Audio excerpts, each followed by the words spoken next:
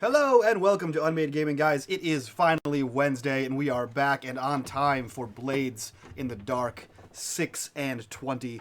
Whatever that means, you'll find out when we find out. But we are back again for episode 3, as of yet unnamed episode. It is finally of this Wednesday. game. We are back and on God. time. Something's echoing. What's happening? Hold on. Oh, okay, I thought it was me.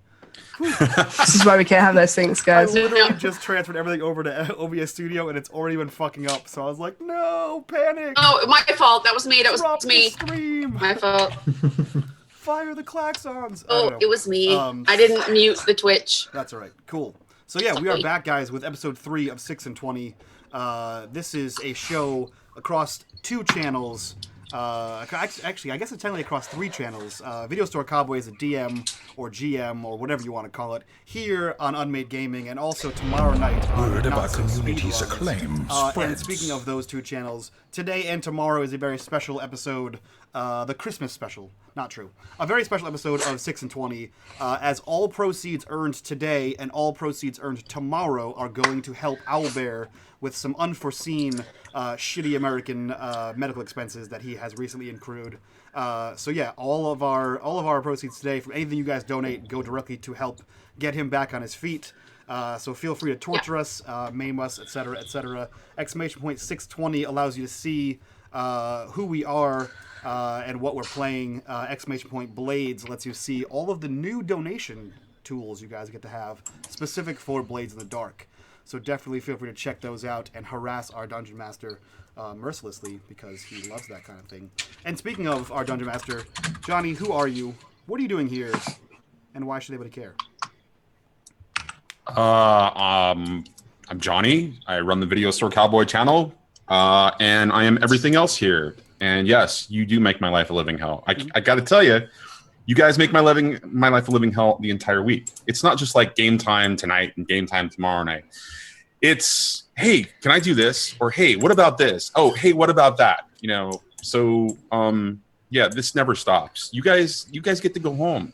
I live here. Yeah, forever. it's rookie mistakes. You can tell they're new. I just don't ask you things and then just do them on the fly and make you respond live, which I think that's my enjoyment, because my players do it to me, and it's rare that I get to enforce that pain on another DM. Oh, I know you're enjoying the shit out of it. Oh yeah. One of the key players in enforcing pain on Johnny, Lisa. Who are you? What are you doing here? And why should anybody care? I'm E-Bill. I'm Lisa Lee, and I am Danger Lily on Twitch, and I am Lisa Bill on Twitter, and I am a voice actor, and I am Violette Vale here at Blades in the Dark. Sweet. Who's a whisper. Sweet. Playing another weird lady character full of subtle nuances and less subtle innuendos. Xmas Ninja, who are you? What are you doing here? And why should anybody care? I am sick, so I'm going to keep this brief. Xmas Ninja. I'm here to fuck some shit up.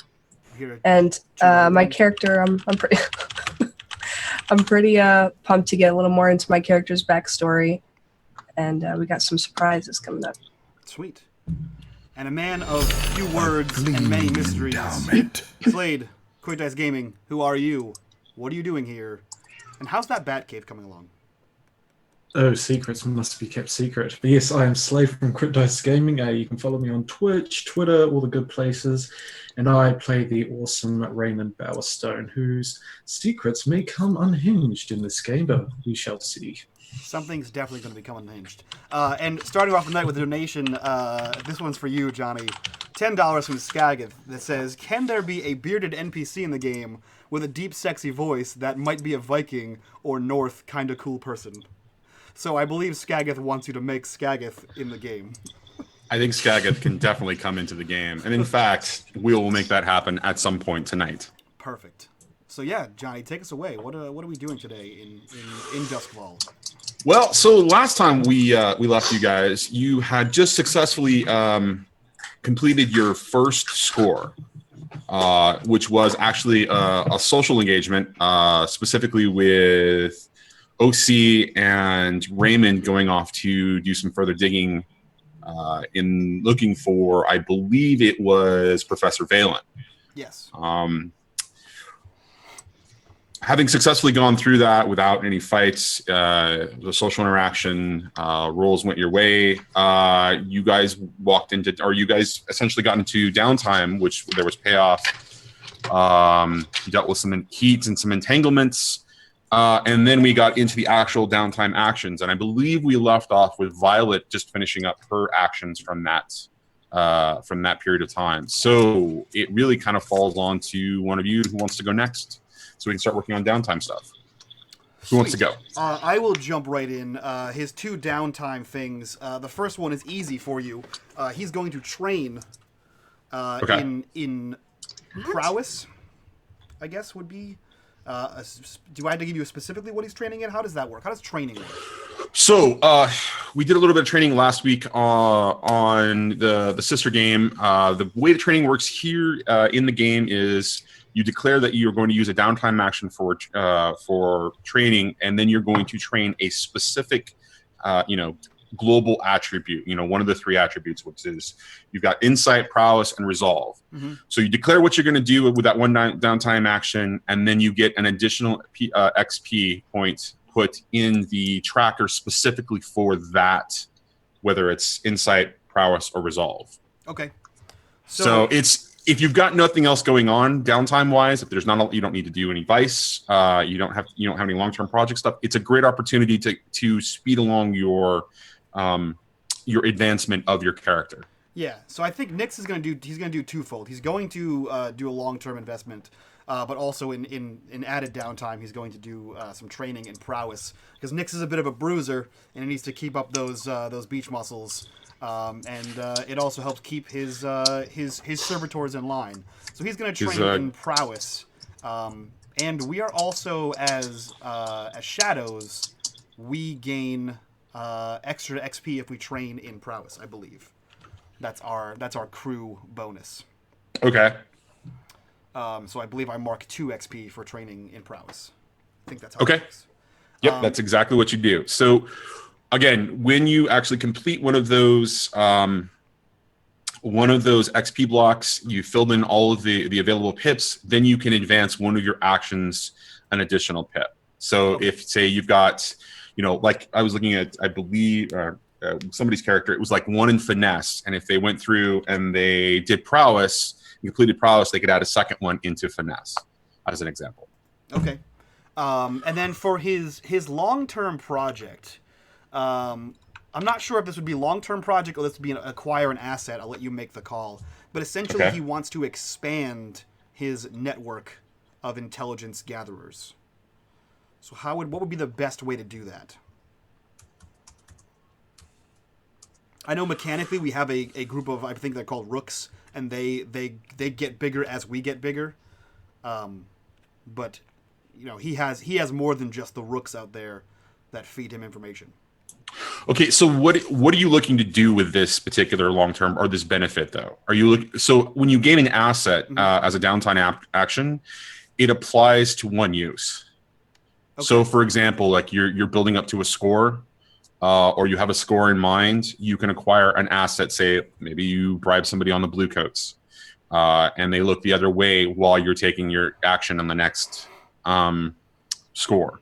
Or you're trying to make good on a deal that you've made previously, and you need to acquire an asset, to fulfill that. It would be in that one-time use only.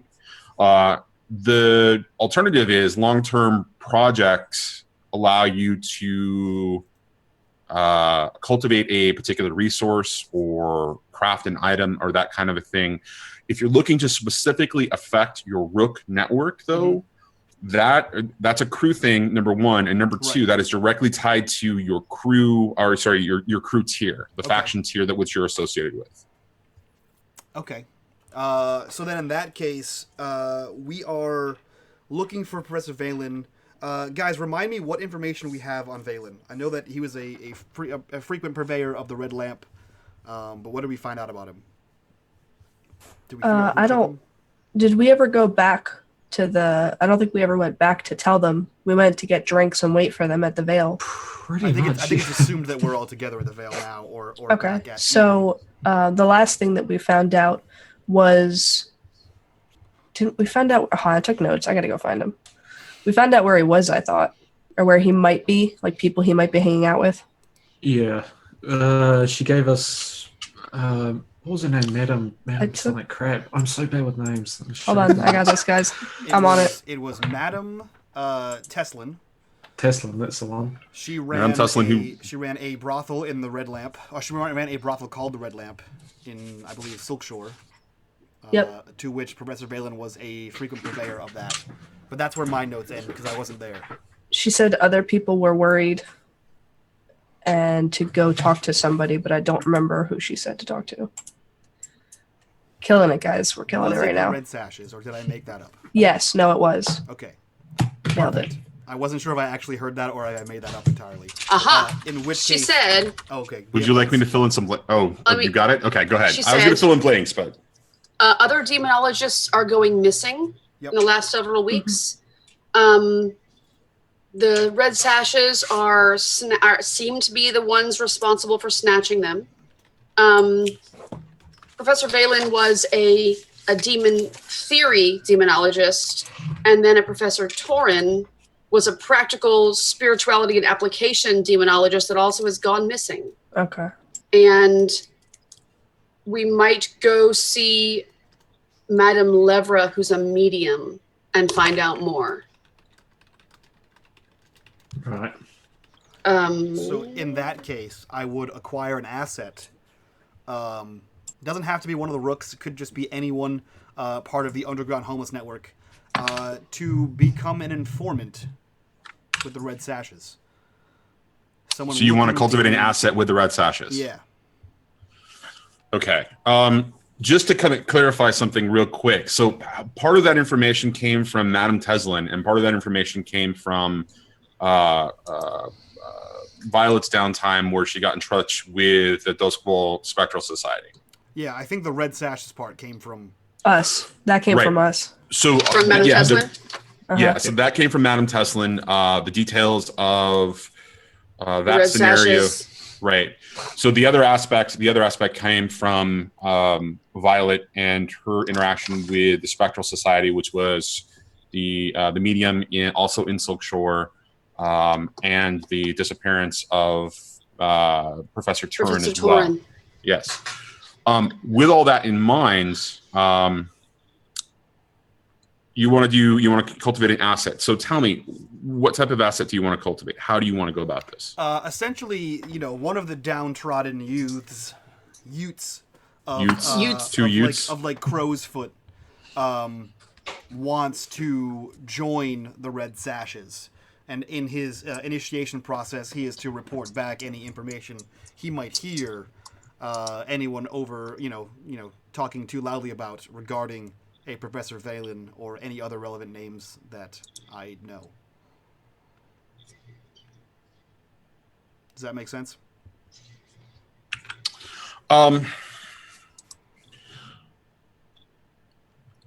How are you gaining leverage on him, though? Through fear and intimidation. So you essentially are, and I'm gonna ask you some very leading questions here so I understand what you're doing here. So you are essentially using your ability you're using your little spider network to bring in information about a potential new initiate, essentially, to the Red Sashes. I am making a new initiate. So you're going to grab somebody from Crow's Foot and make them an initiate. Say, listen, you now work for me. Here's what I want you to do. I want you to go join the Red Sashes, and I want you to report back to me. And if I don't like what I hear, you won't like what you feel. And if I do like what I hear, there's a coin in it for you. Okay. Fair enough. Go ahead and roll your tier. Which is 0. Which is 0, but you're just basically just gonna get 1. Okay. You're just gonna get 1. How do I roll tier? So just go ahead and roll a d6. Okay. Oh, isn't it 2d6 take the lower when you have 0 in things? I have not seen anything that's very clear about this when it comes to this type of a roll, so I'm just gonna go with a 1d6 at this point. Okay. Until I get some clarification on that particular roll. Oh, fuck me. Wow. Okay. So Nice. now, looking at that, is somebody's volume still up on their browser? Because I keep hearing a I ghost. heard it again. I have yeah. headphones on. Clearly. I'm really tired, guys. It could be me. Who knows? Okay, I just wanted to make sure that I wasn't ghosting. Okay, so essentially, what you get is, Everything. Yeah, I ever okay. wanted. you get an asset that's going to work for you in whatever you decide to do next. Right, this asset is going to be available for your use as a part of the Red Sashes. I will clarify the details of that as we get closer to the score, whatever that's going to be Sure. that involves the Red Sashes. But this is targeted specifically at that at this point. Sweet. Okay, great. Phenomenal roll, by the way. Congrats. Thanks, man. Way to start the game out going. All right. Right? So, do you want to spend some more coin or rep and get an additional downtime action, or are you good? I do not. I've already potentially spent 1 coin on this kid's good information. If he gives me any good information, we'll see what happens there. So yeah. Okay. Fair enough. I think Nix is all set with what he's done. All right. So, who's next? I believe we have I Crit guess Dice I will- or Xmas Ninja. I will go next. Okay. I'd like to do 2 things. First, I'd like to train. Okay. Let me get my sheet up. Sorry. I'd like to train specifically in skirmish, and I'm going to practice with probably Nye or someone else who's around who's used to fighting, and Okay. Yeah, I'm going to leave it up to you guys to describe whether you want to describe to me what you do with your downtime training. It just adds flavor to how you spend your time, especially as we get closer into things like as you guys accumulate vice, as you accumulate stress and you go and actually accomplish your vice. I'm going to ask you about that the first time, and then it's going to, I'm going to leave it on to you guys. So the training is. I appreciate the information about you training with Nye. For this training session. Okay, so you gain 1 XP in prowess. Okay. And then then the second part Okay. is going to be a flashback. It's going to be back before metagame. You guys know before the heist and everything. It's something not related to the heist. It's going to have a progress meter because it's going to be a future development. And it's a project that is related to the business that I run in a way. And that's all you guys are going to know. So just for a bit of a reference to everybody else at the table, Jinja and I talked about this off camera. Given the specifics of this particular project, I'm okay with doing this. And so basically what's going to happen is we're going to start a long-term project. We're going to call our long-term clock. We're going to call it a 6-point clock. And then she's just going to go ahead and roll a D6 to figure out the progress that she makes prior to. And that is what encompasses, we're calling it a long-term project as a downtime action, and that encompasses the flashback and everything else. Okay, so that's going to be 2 points of progress. So let me add a clock to the table. Can you guys see yeah, you should be able to see the table. So token. And we're going to call that OC's our secret project or untitled project. So stupid question. Yep. Because I rolled a 4 of the spots are filled. 2 of the spots are filled. Okay, so the way that works is in order to make progress on a long-term project, you roll a D6 or you roll whatever skill depending upon if it applies to a skill, and then we're going to just advance the clock based on the success of it. So if you got a 6, that would have advanced it 3 spots. If you got a 4 or 5, it would have advanced it 2 spots. With a 1 through 3, it's just a single advanced. So Okay. And so we're going to go ahead and advance that to. Is there any non-specific details you want to include about how you accomplish this, or? I'm going to be using Reymond for this project. Okay. This is something that was pre-established. Okay. So you guys wouldn't really know this, but metagame, we knew each other before we met here, and we didn't say anything because of the project we're working on and because it's not supposed to be known about.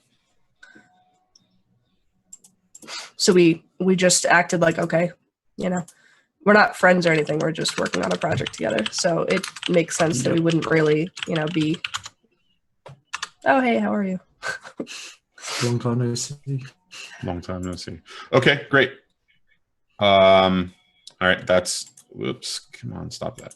And that's now being tracked on the game table. All right, so with your 2 downtown actions done, do you want to spend any coin or rep and go for an additional one, or are you done? No, I think that's it. Thank you. Okay. Reymond, you were up. You were the last one to get started here. Yeah, so for me, I'm going to train in Tinker. So Raymond's going to be in his cave system area, and he's going to be experimenting with some new gadgets or devices. Looking at something, don't know if I should disclose it. What I sent you, is that something possible? I'm sorry, say that again. The thing I sent you in Discord, is that something possible to make? Okay. Yeah, you can definitely tinker with that. Do you Yep. First things first. So let's do the training first. What are you gonna do for your training? So for the training, it is going to be Tinker. So he's going to be obviously he's going to be training with different locks systems that he has. He's going to be inspecting his gear in his lair, basically getting fine-tuned and just training himself so that he knows how to repair his gear, break in. So he's basically spending his time training. So mentally training and physically training with locks and gadgets. Okay, so you would need to okay, first things first, you would take that as 1 XP in insight, because that's where tinkering would be located. Holy heck, what the? How do you have so much? Okay, I'm gonna have to talk to you about this off camera, but there seems like there's because something doesn't look right there, eh? Yeah, something is definitely not right. Did you record your XP from last week using those pips versus the XP bars? See the notches above the It circles? was 2. Hang on, it was, yeah. Look. Okay, so go ahead and revert that, or figure out how you need to revert that, or we can deal with it afterwards. It's not a big problem. That's strange. See, there's the little notches at the top right next to insight, prowess, and resolve. I put 2 of them in there. 2 for the insight. Yeah, but I don't still think. Well, you got 3 XP last week or 4. We can, XP. like I said, we can deal with this. We can deal with this off camera. But so you for your training for insight, just go ahead and add an additional notch there, or pip, or whatever, how you want to think about it, to that. All right, and so do you want to keep your long-term project that you sent me privately? Do you want to keep that secret, or is it something that you want to work on? I am going to do 2. You are going to do what? I'm going to try and do 2. You can only do 1 unless you. Okay. So you get 2 free downtime actions, and then you can spend rep or coin to get an additional downtime action. I'll spend some coin. Okay. Spit a dosh. Okay. So first, let's deal with this first long-term project. Yep. I'm going to go back to the question again. Is this something that you're going to keep secret, or is this something that you're? No, okay. This will be the secret one that we discussed. Okay. All right. So, and it's a tinkering thing, correct? Correct. All right. So go ahead and roll your tinkering.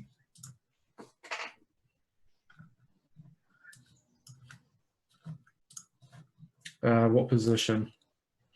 The position's going to be controlled standard for effect, just so that the position and effect don't really have any bearing here. So it's a mess. Sorry guys, hold on, let me mute.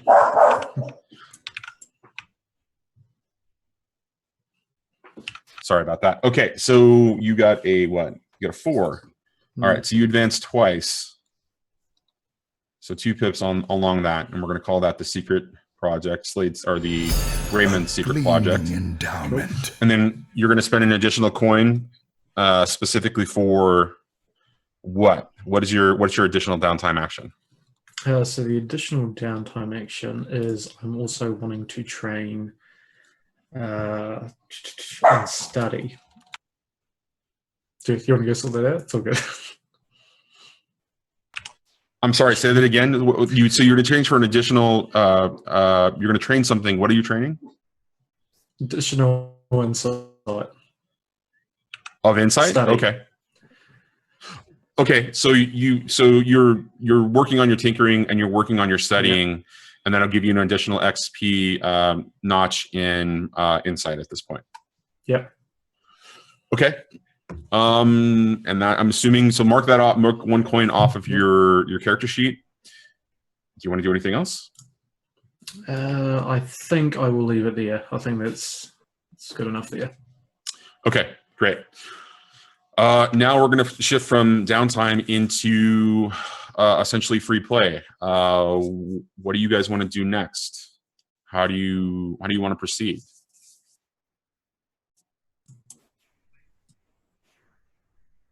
I assume You're not that muted. the way that it works is we all met back up with the Vale after our individual portions of the score.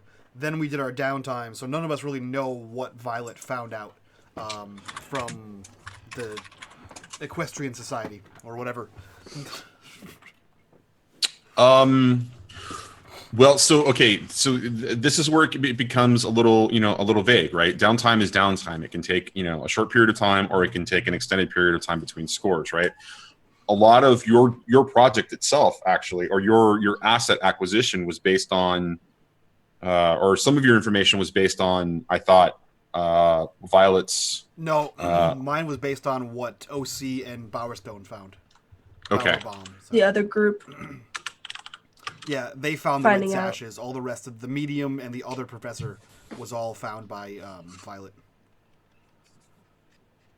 Right, that's correct. Yeah, so he only worked on the red sashes.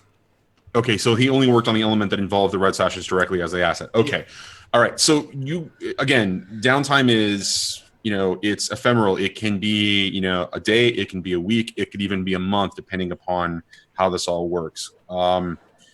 Generally, I'm assuming in my head to be able to track what's going on with both crews in some semblance of kind of keeping them parallel. It's about a week between scores, so you guys would have already met up. You would have already kind of dealt with all of your little downtime things and kind of come off the score high and be ambitious or be aggressive about or be professional about whatever the next thing is going to be. Oh, and for bookkeeping, Slade, you spent a coin from the crew, right? Correct. Okay. No, I think he spent his own coin. Oh, yeah, my own coin, rather. Okay. I don't need your filthy peasant money. I wasn't sure. Or your filthy peasant coat. Just make sure that you mark it off of the your character sheet. Done it there, yep. So, Nyx would be sort of resting on his laurels. He's waiting for everyone else to do the work for him, which is what he's used to. So he would be in Eden, in this rundown, abandoned church. I imagine it kind of like Final Fantasy VII style. There's like a hole through the roof. The pulpit is all rusted and, dilapidated. There's a few broken pews. And he's sitting sort of lackadaisical in one with his feet up over the back of the pew, just sort of tossing a coin up in the air and catching it, waiting for anyone who's going to show up. Endowment. Okay, so this is actually interesting because this is a change for you guys that we had discussed post week 1, but actually hadn't been discussed on screen. Talk about Eden and the transition from the Vale estate to Eden. Yeah, so the Vale estate is Violette Vale's actual home, and I think we didn't want to use her home, albeit run down and already sort of shady, for illicit criminal activities. And since the Vale, the bar in Knight's Market, is a sovereign ground and is no business is to be conducted on the Vale grounds, Enjoy your we needed a new stay. place to stay, which was Eden, which I believe is in Six Towers and is a rundown church. We haven't really discussed who it was to. It's to no one now, I believe. And it's just like a rundown, dilapidated church that people pass by and go, "Oh, what a shame." And we decided to repurpose it and keep the facade of a church on the outside. That's all I got. If anyone else has any bonus points to jump in there. The Oh What a Shame church. Yeah. Yeah. You guys can figure out what god that you want to associate it with, or Forgotten God or whatever after that. And that actually might play some interesting tangents for story-wise or color or flavor. But yeah, that sounds about right from what we discussed. There's a lot of forgotten gods, and they're really cool. Yes. They're interesting. They're fascinating. That is true. I've forgotten them all. Oh, I forgot we still have to add 2 points to it. Enjoy your stay. Yes, you do. I'll do that eventually. Okay, Oh, no, so we took rooks. That's what it was. you took rooks, but wasn't there? You had to. Yeah, we'll talk about that off screen actually. No, it's 2 upgrade points equals one gang. And that's rooks. So we used our starting 2 points to take rooks. You can do 2 more to take elite rooks, or Right. more gangs. We haven't upgraded our crew yet. So yeah, he's just in Eden, which is what we've decided to call this place, and he's just hanging out, waiting for everyone to show up. This is where he told his boys to meet him, the homeless network. This is where he told them to meet. So if anyone shows up, he's going to be here, and if anyone of the crew shows up, that's where they know to find him. He spends most of his time either at the Vale or at House Vale or in Eden. OC would probably just be would have disappeared for a week on a bender with Nye, and then just kind of show up half drunk to the church and offer him alcohol. Hey, He takes it. she doesn't get many vacations, Like so a pirate, swills it down. Yeah, so he takes whatever you're offering him. He pops the top of that and takes a big long draw on this. And he says, "What have you been doing? You've been gone for about a week." I've been minding my own business. She'll start laughing and then just sit down next to you and drink with you. That sounds dreadfully boring. It would. To you. I like to mind everyone else's business.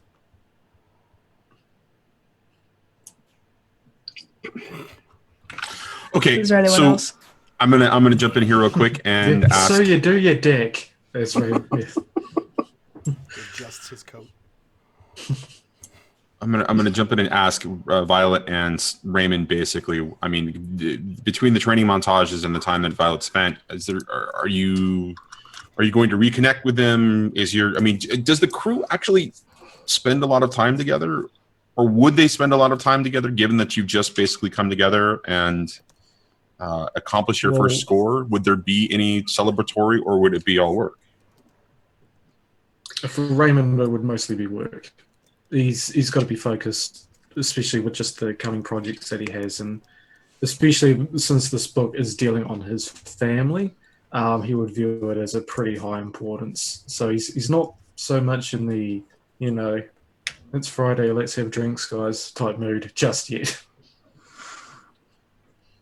Yeah, and I think that I have stress I need to get rid of, right? Can I do that how much now, stress do you have? I have 2. Okay, so first that would be a downtime action that you would want to accomplish for that would be indulging your vice. Oh, who Right. just rolled something? Not me. Okay. So indulging your vice, that would be a downtime action where you would do that. Also, I don't recommend trying to indulge your vice when you have very little stress, because you can do what's called overindulgence. Oh, yeah, and you can have complications or entanglements pop up because of that. Okay, good. I didn't know how little or much 2 was. So if I don't need to take care of that yet, then I won't do that, and I'll just keep on with my projects. Okay. on that downtime, and making sure that things at the Vale Club are going well, and that accords are met and clients are happy, and I'd relay my meeting with the Spectral Society to my crew, our crew, to make sure that everyone has those pieces of information to do with them what they need to do. Yeah. Okay. So Nyx, you have, essentially you now have the information that she's given you about what she's learned about the Red Sash, or not the Red Sashes, but the disappearances of not only Valen, but also Turin, the involvement of, or the fact that demonologists or anybody with experience in demonology that is considered an expert is disappearing. And also at this point during the as you move from coming off the score and downtime projects and activities, your Rook network would provide you little tidbits of information about movements going on in Crow's Foot by the Red Sashes, taking advantage of a deal that was brokered to ensure supplies for them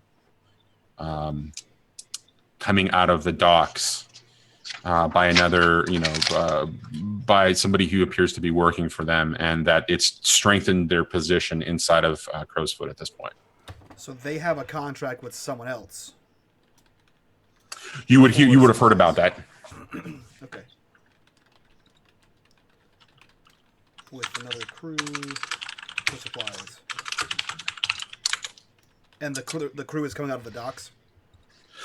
So the activity was actually the job happened in the docks, and the securing of the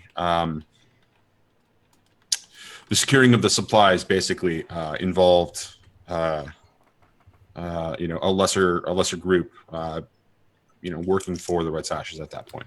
Can I lean on this information and sort of gather information? You can totally do that. Yeah.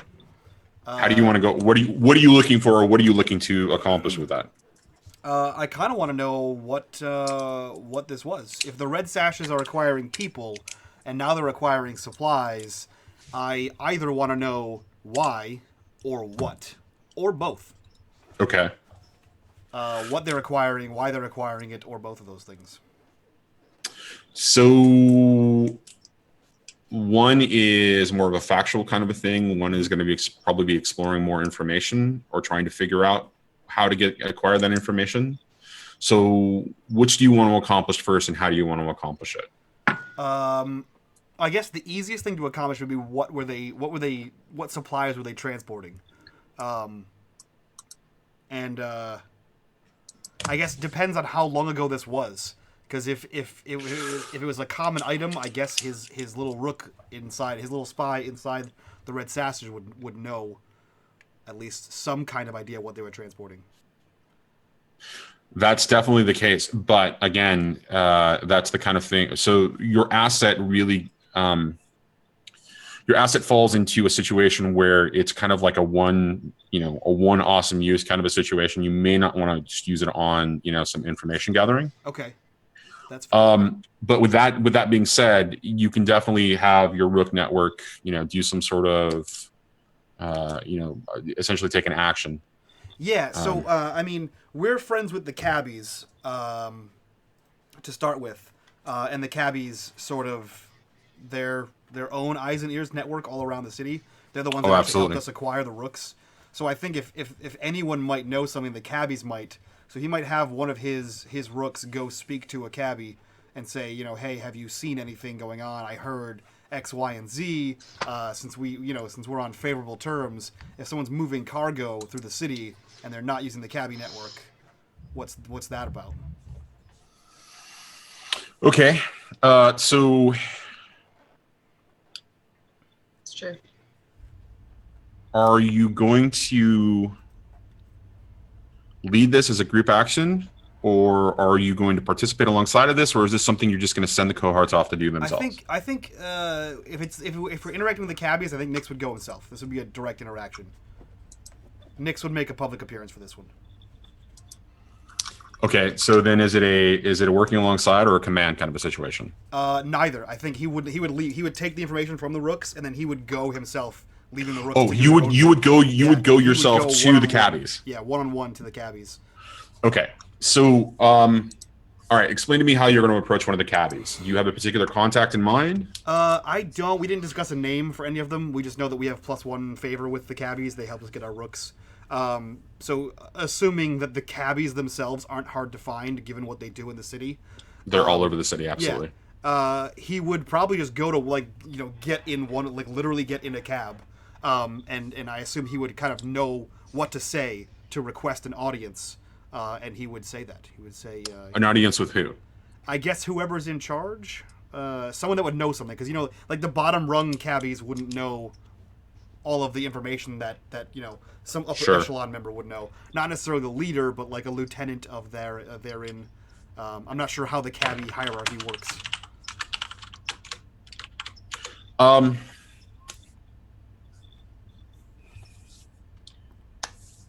I actually haven't thought about the cabbies as a faction because they haven't really come up in any of my prep stuff. So let's have a quick conversation about how we think the cabbies work. Sure.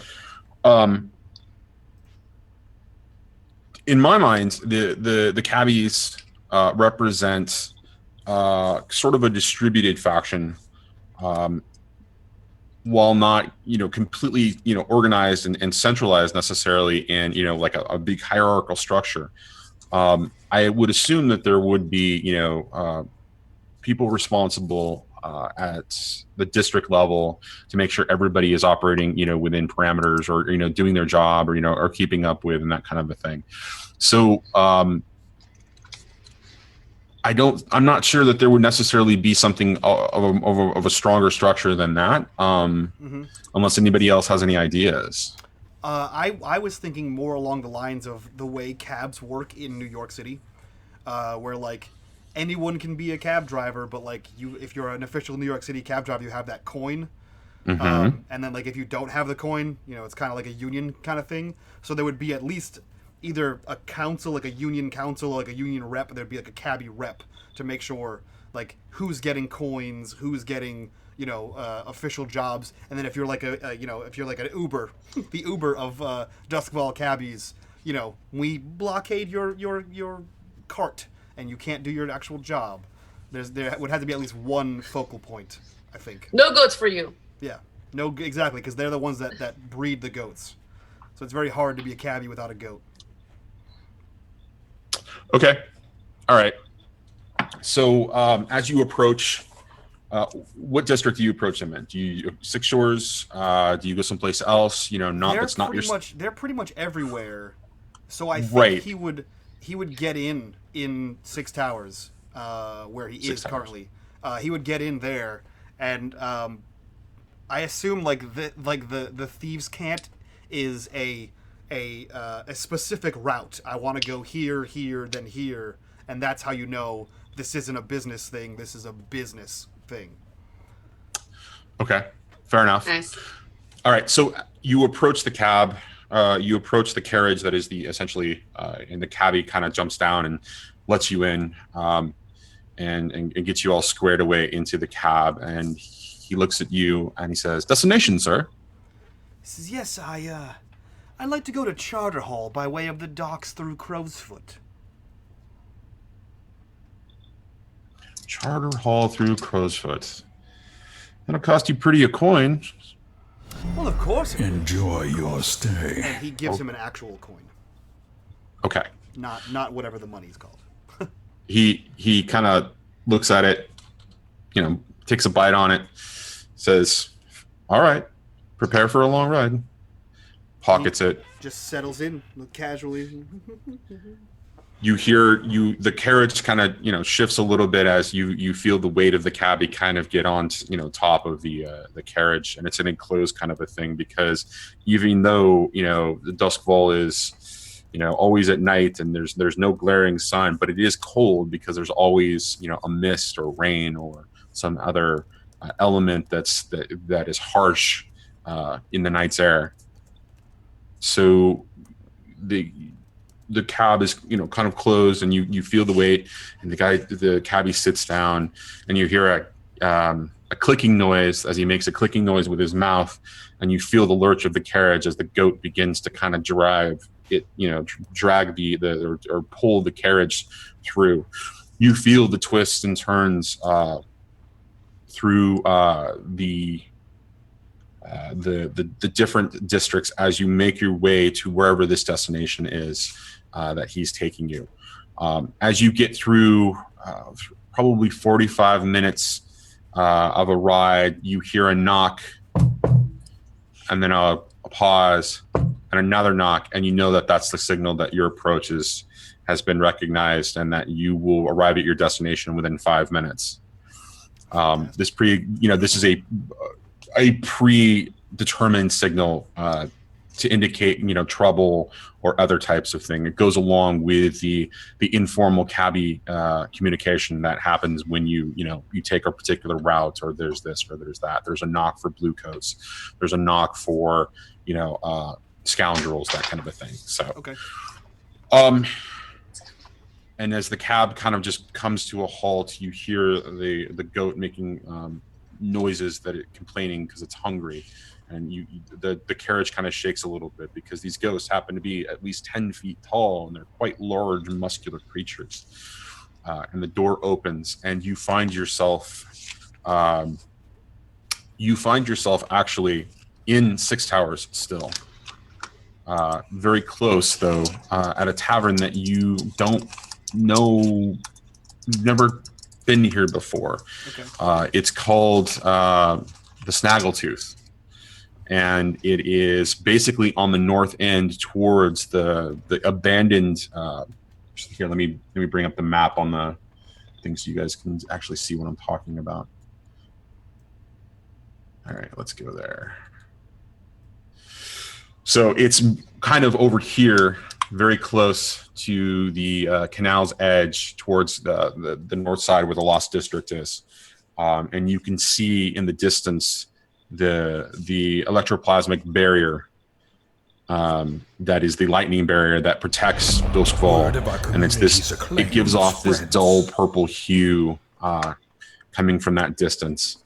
And it's a kind of a glow that just kind of carries. And the Snaggletooth is this kind of seedy, down and out kind of a bar or tavern situation. There's not very many people sitting at the tables, and there's a scraggly, kind of big, heavy set, bearded gentleman tending the bar behind, and there are one or two patrons, and it's obvious as you walk into this kind of rundown place that those two patrons aren't actually just people drinking. Those are cutters. They have skill. There are blades that they're hiding under there. And the cabbie looks in your direction, points towards the gentleman behind the bar, and says, "That's the person you need to speak with." He ruffles up the neck of his stolen jacket that he stole from Reymond Bowerstone, who still hasn't claimed it back, and tips his non-existent hat to the cabbie, nods, and walks into the Snaggletooth. And proceeds confidently past everybody, smiling, nodding, as he walks straight to the bar. As you approach, the barkeep behind kind of sizes you up and down, kind of looks at the two that are kind of sitting off in different corners, and shakes his head. You see them visibly kind of relax a little bit. You don't recognize this particular person, but this person recognizes either something about you or your type or your, just the swagger of your walk or what have you, and, has visibly sent the signal to relax. And they're making this all incredibly obvious to you. Okay. Yeah. Nyx doesn't care. He has a air of complete and utter nonchalance about him. He sits down at the I assume, bar stool, and he leans forward and he says, "Good evening, my man. How's your day?" "My day is good. How is yours?" "Dreadfully boring. But I heard something today. I heard that there was movement on the docks, and it was movement that was not committed by the cabbies. What about that? So open for business you are. Well, Not even a drink can I offer you? It appears no one else is here, so... Oh, yes, of course, a drink. Why not? Loose lips sink ships, after all. He raises an eyebrow at you and steps behind and pulls out a bottle of something that clearly somebody has talked about you in the past, because he brings out your favorite drink. Yes, he does. It's delicious. It's my favorite. And he pours you a glass, and he steps back and he pours himself a drink. Now, what can I do for you? The drink is a limited run of a Dagger Isles exclusive rum. And it's always gone.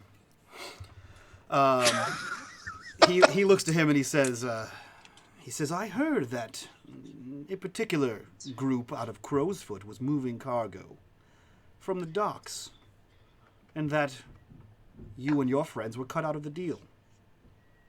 It intrigues me. It must intrigue you. And he, casually adjusts and sips his rum.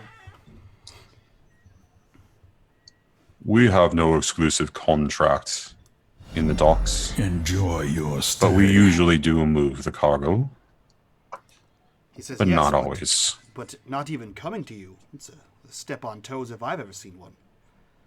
Have you heard of this new crew moving in on your cargo moving territories? Well, they did not only burn us, they burned the foghounds as well. The smugglers. They cut them out of the deal. The foghounds are not happy, but they are paltry. They are desperate. Brazen. Desperate, you say? I love desperation. Do tell. They are hurting. A coin in a well-placed pocket could aid any man's hurt. But more importantly, this new crew. Do they have a name? What do they call themselves? And what are they doing? We do not know. We have not worked with them yet. But they are clearly making a move. This is not the first time they've been seen in the docks. Well, I'll tell you what. You have your men, I have mine. And should one of us hear about the other, I'll let you know. If I hear about this crew making any more moves, you'll be the first to know. That's a deal. And he offers you the... He puts out his hand to shake it. He steps back and says... He pulls up his sleeves and shows that there's literally nothing on them, and then he puts his hand back out. Does not shake your hand, but instead grabs the bottle, puts it into your hand. He grabs it by its neck. Mm-hmm. He puts it into your hand and says, "We have an accord." Yeah, he takes the bottle by the lowest point and kind of slyly smiles at him and nods and says, "Fair enough." So please add that bottle to your inventory, because that's yes. But as well as he kind of steps away, as you're beginning to make leave, mm-hmm. He says, "The more information you have for us, the more deals we can make for you." And as he's walking out, he just tips the bottle and says, "Noted," and then continues on his way. Okay. So with that information, do you want to take any type of action of any kind to support this investigation, or? I think for now, yeah, you know what? He is. I'm not sure how to do it. So I assume that there is some manner of hobo code that he has between his rooks and, everyone else. Those marks where it's the triangle with the circle means this guy is, helpful to hobos. This is a police officer. Sure. He goes to one of those known spots to look for, and he writes an encoded message that basically says, in shorthand, I want to know who the Red Sashes are working with, so that one of his homeless network will see that and pass it on to his agent within the Red Sashes. Wait, so you specifically want to know who the Red Sashes are working with? Yeah. Is that what you said? Yep. And so this is about this particular. Yeah. Okay. Yep. Who this new gang is. Okay. Fair enough.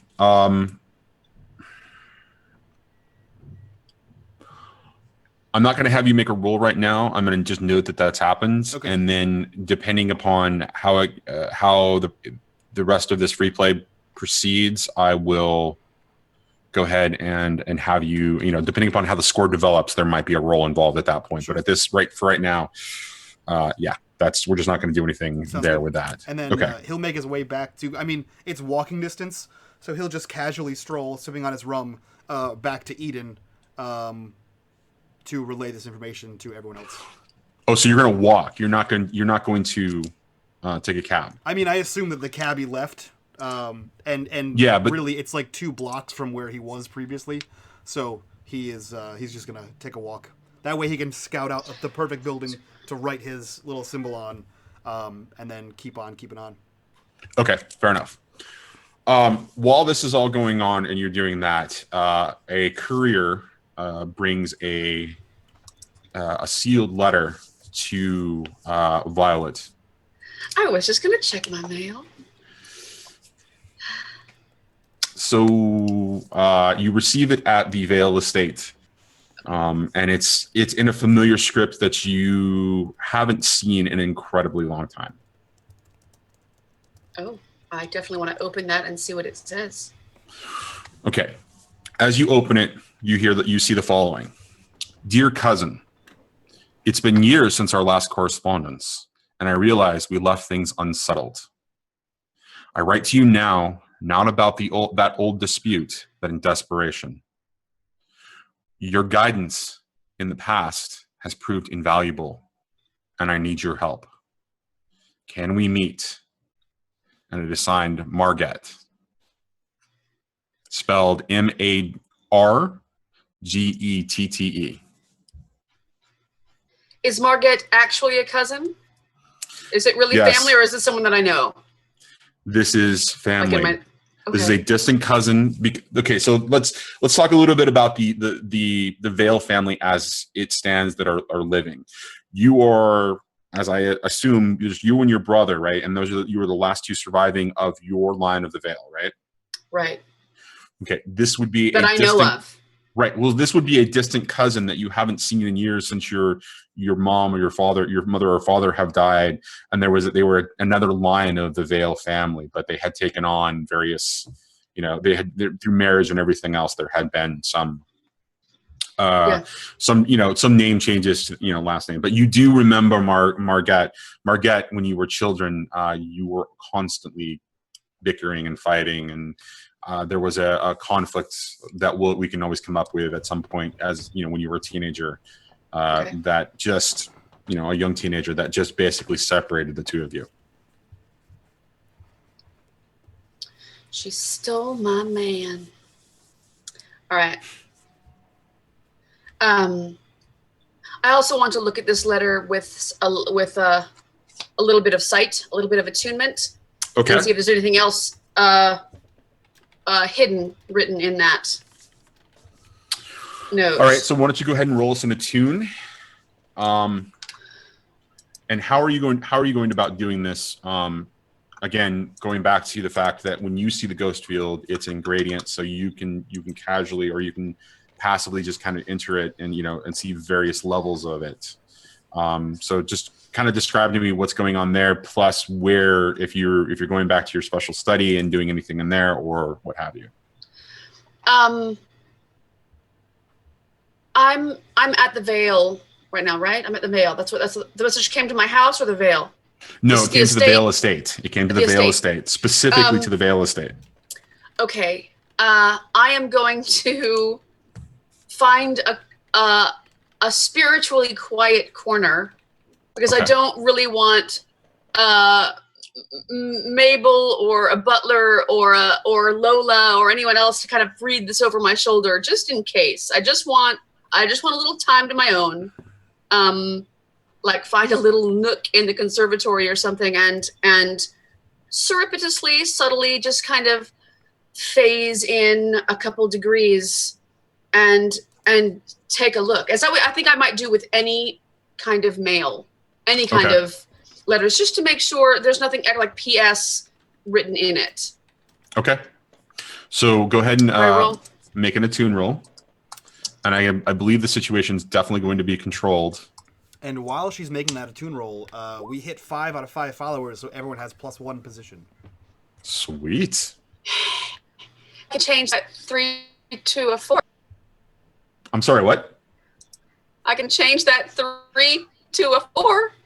Well, no. You would need to roll. This is an attunement roll off your character sheet. Oh! I'm sorry. It's okay. Don't worry about it. I'm still all getting used to my programming. Yeah, we're still all learning here.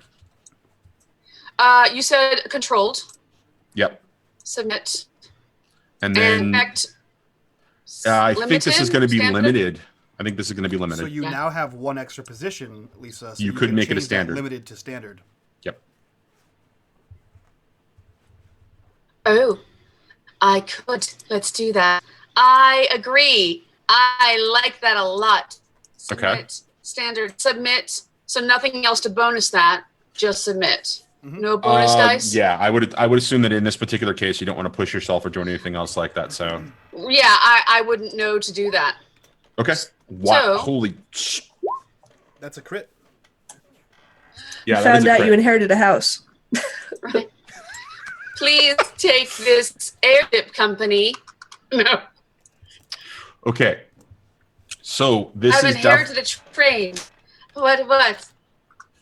You phase into, or you subtly go into the ghost field, and initially you don't see anything at all.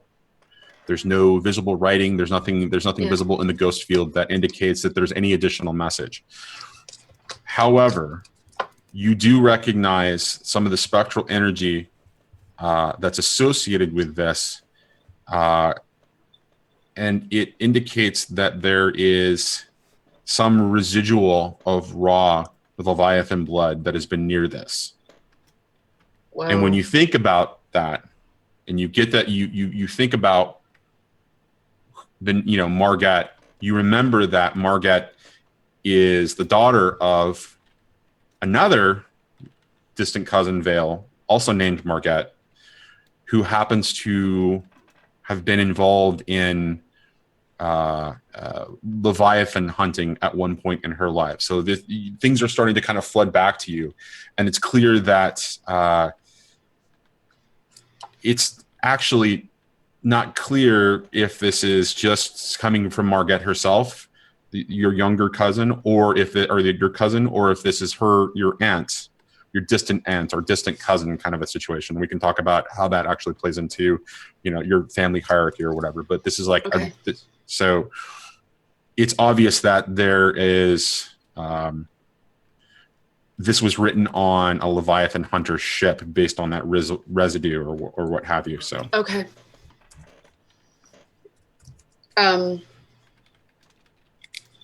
Goodness gracious. I'm going to write back to her and say, dear cousin, I received your missive and I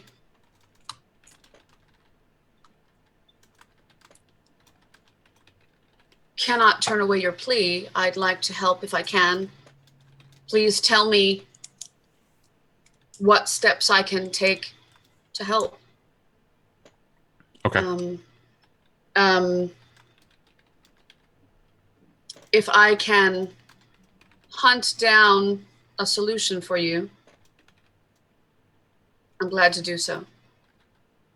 By any means at my disposal. So I'm telling her,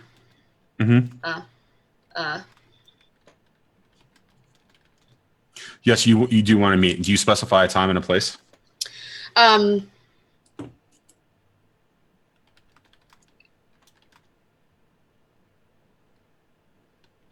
would love to meet at.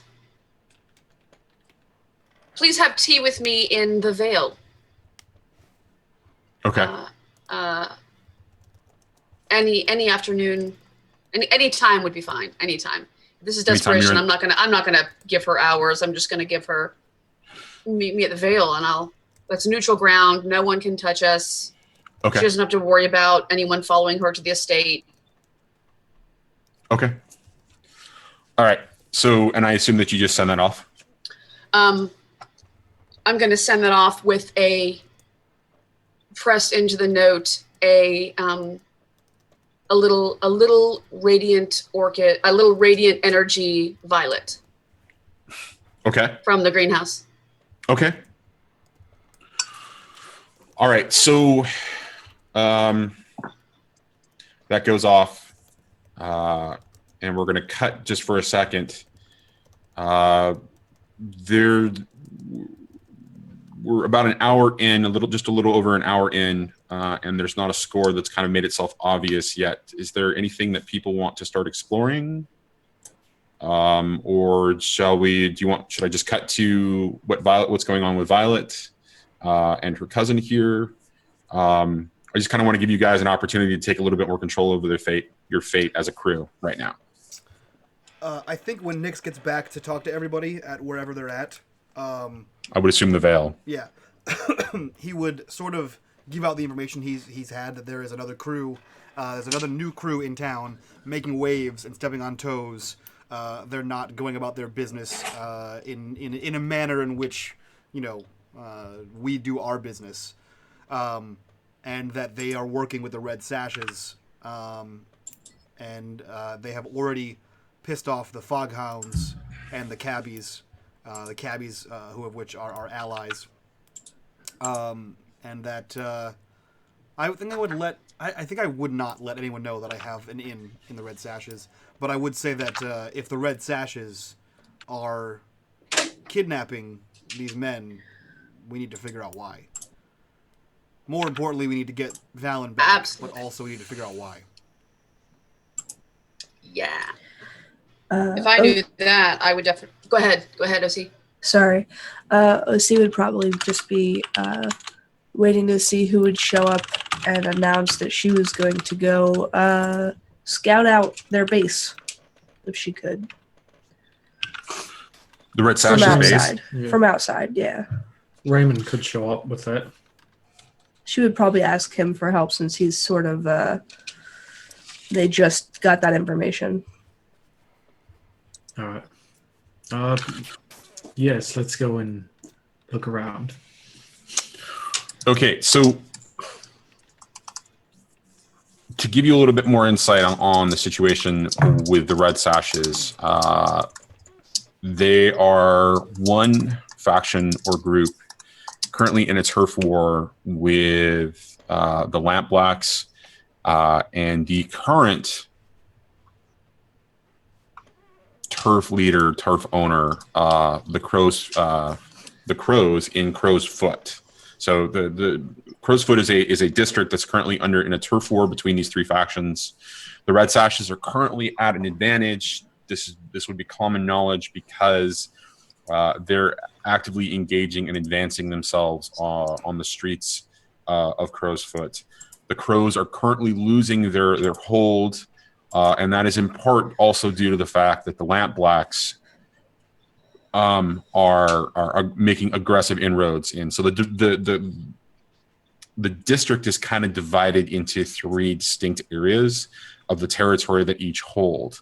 The Crows have a tenuous hold on some very specific elements in Crow's Foot, and that's why they're still considered the turf leaders, turf owners of Crow's Foot at this point.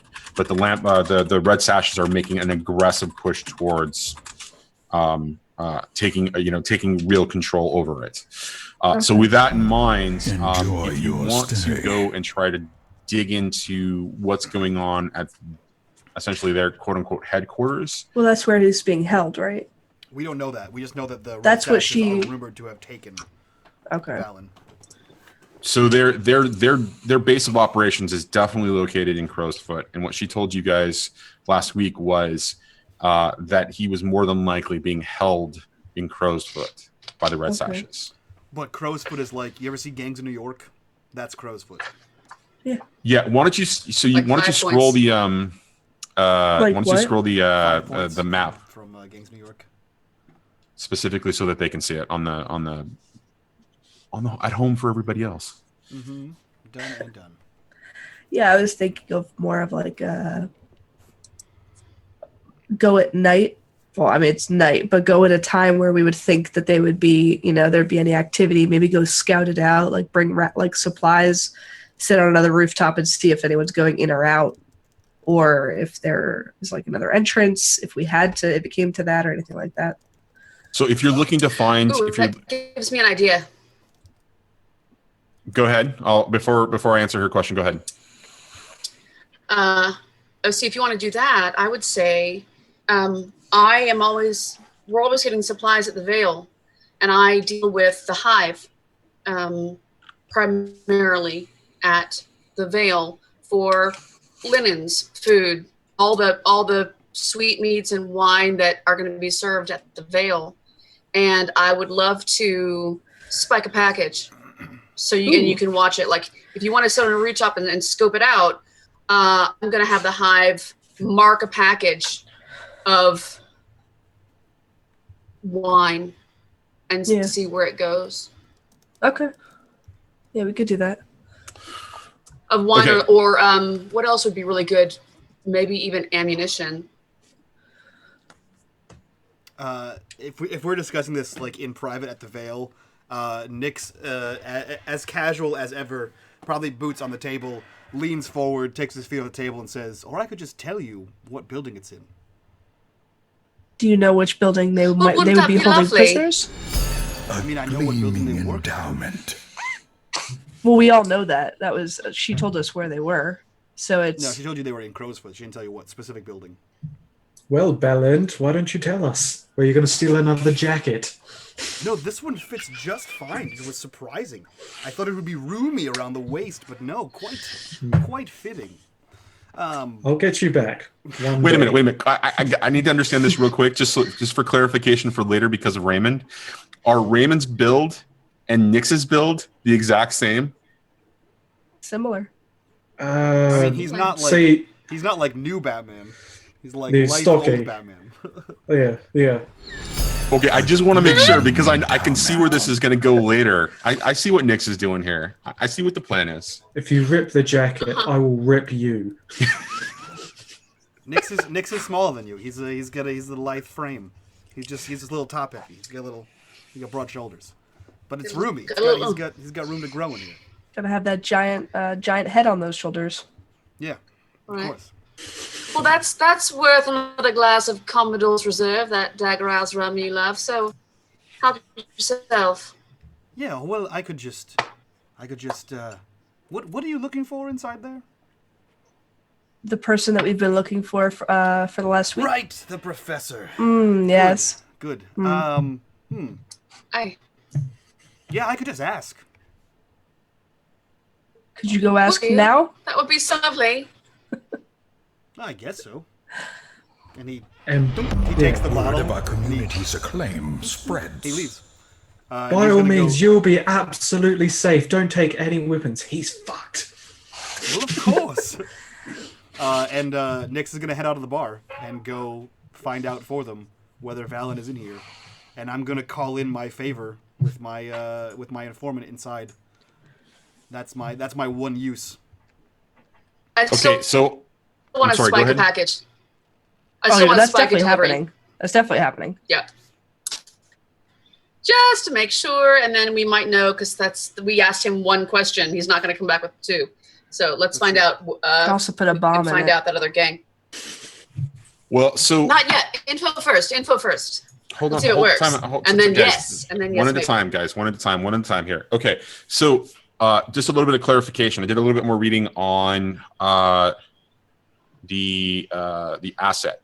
So the asset gets a quality based on the roll, which is your tier +1 because you rolled a 6. Yep. So he is clearly a tier 1 asset. Yep. So when he rolls, I'm going to assume that it's a tier. He would have gotten 1d anyway, so you're going to get an additional die. So you're going to roll 2 die for his whatever his action is, and we're going to treat him like a cohort otherwise. Yeah. Because that's essentially what he is.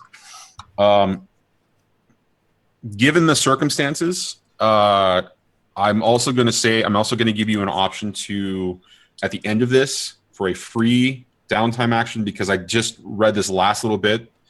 If you want to start him off as a long-term project the next time we do downtime, I'll give you that as a free downtime action.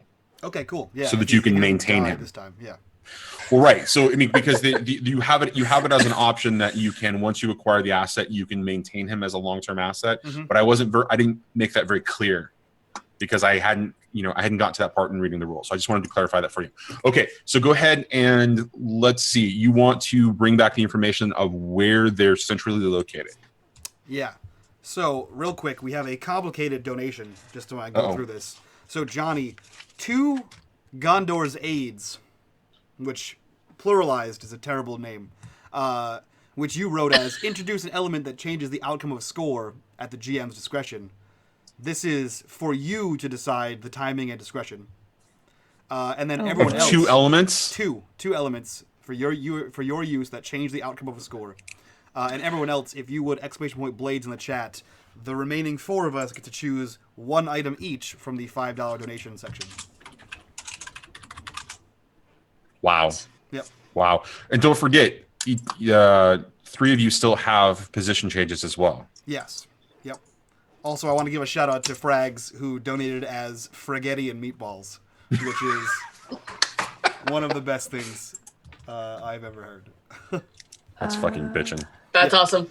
Wait, so where are we picking from in that list that I the $5 donation section. Okay. There should be a taste of vice, a villain's folly, a taste of fate, or forethought. Yeah. That's so cool. Thanks, you guys. Hell yeah, guys. It's really great. Seriously. And just a reminder, since we just got 2 awesome, massive people. donations, again, guys, all of these donations tonight are going to help Owlbear, friend of the community, awesome artist. Yeah. He's the guy who did all the sweet promo stuff. There's even more to come, all the character stuff he's done art for. He has recently hit upon some hard times with some shitty emergency hospital room bills, so we are helping him get back on his feet. So all of the proceeds from tonight and all the proceeds from tomorrow are going to aid that cause. And he is an all-around rad dude. Definitely go check that out. There's a tweet about it somewhere on my Twitter. Go find it. It's pinned. I'm 99% sure it's pinned, so feel free to grab that. Yeah, just for reference of how much of an awesome dude he is, all of the art that you guys have been seeing floating around for like the character art, that's all him taking stuff that everybody else has thrown his direction and him coming back and generating in a way that looks exactly like they're from the book or from the Blades in the Dark art. So he's an incredibly talented He's also and doing free. it free. Yeah, yes. All the graphics you see for the show on Twitter that we've been posting, it's all Owlbear. He is amazing. Yeah, he's amazing. Definitely awesome. Okay. Good dude. Yeah, so this is headed to a designated meeting point. He put that mark somewhere, right? So he knows he has to meet with this guy. So he's gonna go meet with this guy and cash in his credit there and see if we can find out if Valen, if actually I'll keep it vague, if there are people being held against their will. Okay, so wait a minute. Let me clarify this. I've heard 2 things that were talked about. One with the mark on the wine case, and then I've heard you're going to employ this, and I've heard 2 things come up in for information. One, the location of the HQ, and 2, are there individuals being held against their will there? So you're going for the latter. So it's or you're going to keep it vague enough. So they were looking for the headquarters, and I'm assuming if I have a member of the gang in my pocket, that he would probably know where their headquarters is. We're going to save that shipment thing for later. Yeah, so he's going to just call on his guy that's in the crew and ask him, hey, we're looking for kidnapped people. Are they keeping kidnapped people in there? Okay, so we're going to roll his we're going to have you roll his quality, and that will determine the amount of information he's going to be able to provide for you. Okay, how do I do that? So we're going to have you just roll 2d6. Okay. This could be a backup plan. And that's a little vague because if No, it's just going to be a straight 2d6 at this point. At least that's the way They I'm may reading. deal in. Go ahead. No, so hold on a second, Violet. So the way, just to confirm, the way I'm reading this, when you roll, it's all about that you just roll a straight d6 roll based on the amount, their quality, and then you just determine it, or you interpret it like the results before. Yep. So you got a 6, so that's a success. Awesome. Give me just 1 second, and I'll give you the results of that. Sure. I'm sorry, Violet. What were you were asking about something? It's vague. I was just going to say it's very vague because, such as in the docks, they might deal in human trafficking. Since slavery in this world is pretty common, they might commonly deal in human trafficking of some sort or indentured servitude of some sort. So if you ask a question, yes will always be the answer. We're specifically looking for demonologists. Yeah. You know what I'm saying? Yes could just be like, if you're going to answer logically, sure. Well, so a part of that, so he asked the question vague enough that if it had been a 4 or 5, that could have necessarily been the answer, or that could have even been the answer for essentially a failure of 1 through 3, right? So if he hadn't, if he had just rolled that 2, it could have been more of a general, it's, they deal in human trafficking and it's not really clear what's going on. But with that 6, he gets a fair amount of information because this asset has actually turned out to be quite useful in this particular case. And so as you get a chance to finally meet him, and you take all the precautions, you're meeting outside of Crow's Foot, you're meeting very far away from the Red Sashes. In fact, it's probably more towards Night Market because he's been sent there to take to take some payment for some other supplies to the Vale, and you are able to make that arrangement, and have that conversation very privately, very quickly at the Vale as he kind of steps in. And this young boy of, we'll say, 14 or 15, and you can name him later if you decide to make it a long-term project and acquire him as a full-time cohort. But so as you're doing that, you get the following bits of information. Yes, they are definitely holding people against their will. There's a lot of work or effort being spent towards snatch and grab jobs, which is earning the Red Sashes a lot of extra coin, which is why they're able to spend so aggressively to help aid their taking over of Crow's Foot. While he did not get specific names, he did hear people referred to as professors being held, and that they are not being held at their HQ, but at an off-site location in Crow's Foot, specifically designated for it being, secret, off the beaten path kind of a thing. And he gives you a general area, essentially, where it is, and it's located actually more towards the side of Char Hollow in Crow's Foot. So if you look at the map of what Crow's Foot is specifically, the top half, those 4 bridges that go across the canals, that top half, that's all pretty much owned by the Red Sashes at this point. Right. So they own the majority of the quote unquote real estate of so basically like right here, and right here. Okay. Right. So wow. they have the majority of that top side of, and they basically have control of those 4 bridges. In fact, this bridge right over here was recently acquired by them. I mean, so one of their efforts, I mean, they are pushing hard to take on Crow's Feet. They are looking to be the dominant faction in Crow's Foot at this point. So, right, exactly. So with that being said, it is the area that he's indicating is more on this side towards Char Hollow. Okay. And you didn't get a specific location because he's based on the time that he's been in the Red Sashes and the amount of effort. He's basically low man on the totem pole, so he doesn't have a lot of information, but he's an incredibly good listener. So he's picked up conversations in the common areas and in the taverns, and when he's been walking through. Which is why I kept it vague, so that he didn't get himself killed. Exactly. So you got a lot more information than you were expecting specifically from this. And so with that, you consider him exhausted for this score or this session, and then we can talk about when you hit downtime whether you want to maintain it as a long-term to create a cohort essentially. And since his information was good and I'm not a dirty rotten clout, I toss him one of my coins. Okay. So this asset has +1 coin. Okay. And then I proceed back to the Vale. Well, you're at the Vale. You had the conversation at the Vale. Right. Yeah. So once this because conversation's over, I discuss it with the rest of the Shroud. He actually was Shroud. good. That's just What a dick. wow. Reymond is a dick. OC is going to outsource for ideas of how to find the exact location.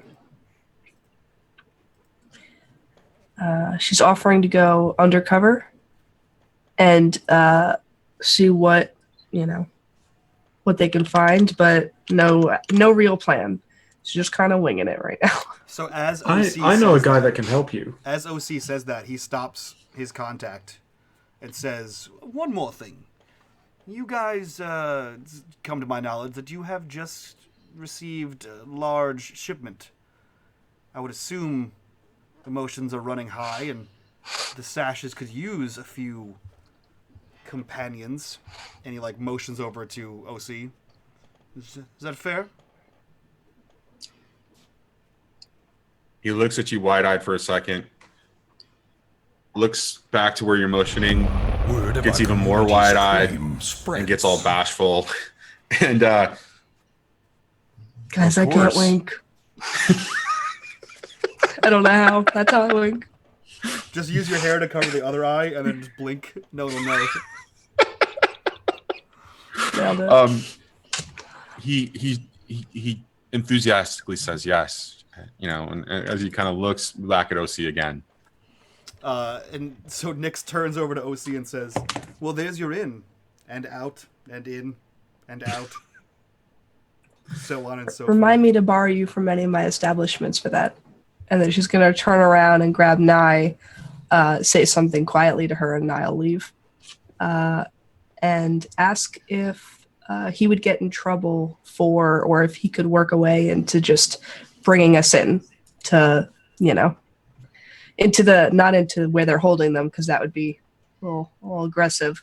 Probably Right. into the main, and then see what we can hear as far as where it is, and then go from there, from their main headquarters.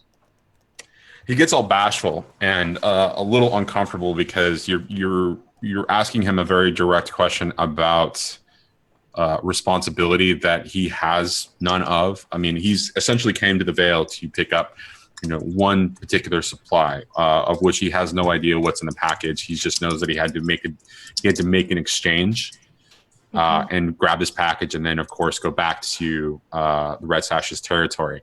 But as he's kind of stuttering and stammering through this, he tells you to talk to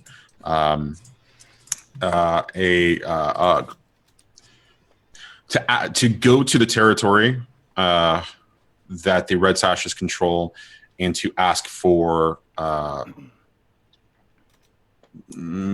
Sergeant Felix. Ask for Sergeant Felix, and this Felix will be able to point you in the right direction. Okay. Nye is going to come back with clothes, very small clothes, and just put it in his pocket and say if they don't believe where you've been. If you need a cover story, if anything goes south. Okay. Tell them things went south. Okay. Don't they always? She just 16 candles in. I love it. Yeah. So just as an FYI, because of that, that's actually a really sweet, little nod. Should you decide to keep him as a long-term project and bring him out as a cohort, consider that one pip or one progress advanced. Okay, cool. Because that curries favor with him in a way that makes him feel comfortable. And then he runs off after that. Sweet. Okay, so what are you guys doing now? We're gonna get this lady dolled up because she's coming with us. Nye and I are used to this shit. I'm gonna use my disguise kit and kind of hooker her up a bit if she wants to come with. Who are you talking? Me? You? Yeah. Oh, heck yes. Heck yes, but also, if we know these, I'm going to assume, and you tell me if I'm right or wrong, that these demonologists don't want to be held, and I would think that if I can go with them to that area, I might be able to find some, to attune and find some demonology kind of residue and spectral energy and kind of find them and kind of ping them out. Mm-hmm. Definitely. All right, so what I'm hearing is this is starting to develop into a score information gathering. It sounds like you guys want to find the actual location of where Valen is located. Or you can spend a little bit more time doing that, maybe making some more rolls and using the finesse of OC and Nye to get an actual location, and then we can call that the score of you actually, essentially trying to get to that particular point. So how do you guys want to proceed? I mean, do you want to do more information gathering and doing a little bit more exploring, or do you want more? What, before I go, just one more. I definitely would send a note to say, like, Dim's Laundry or a fruit, like a fruit purveyor, or a mushroom purveyor, because that would be more local and down low, maybe. Okay. What are you trying to do? I want to send a note to any of my delivery men in the hive and say, things are up. Things have been weird over at the docks. Has anyone been cutting you out of deals, or have you been getting pushback on deals from the docks to merchants? Is there anything amiss? Because if the red sashes are going after these people, the hive are going to know. The hive kind of go everywhere. Okay. Can I do that? So I want to find the name of that gang. I want to find a name of who is the new gang. I just want to find the name. So you want to get Phantom gang might be.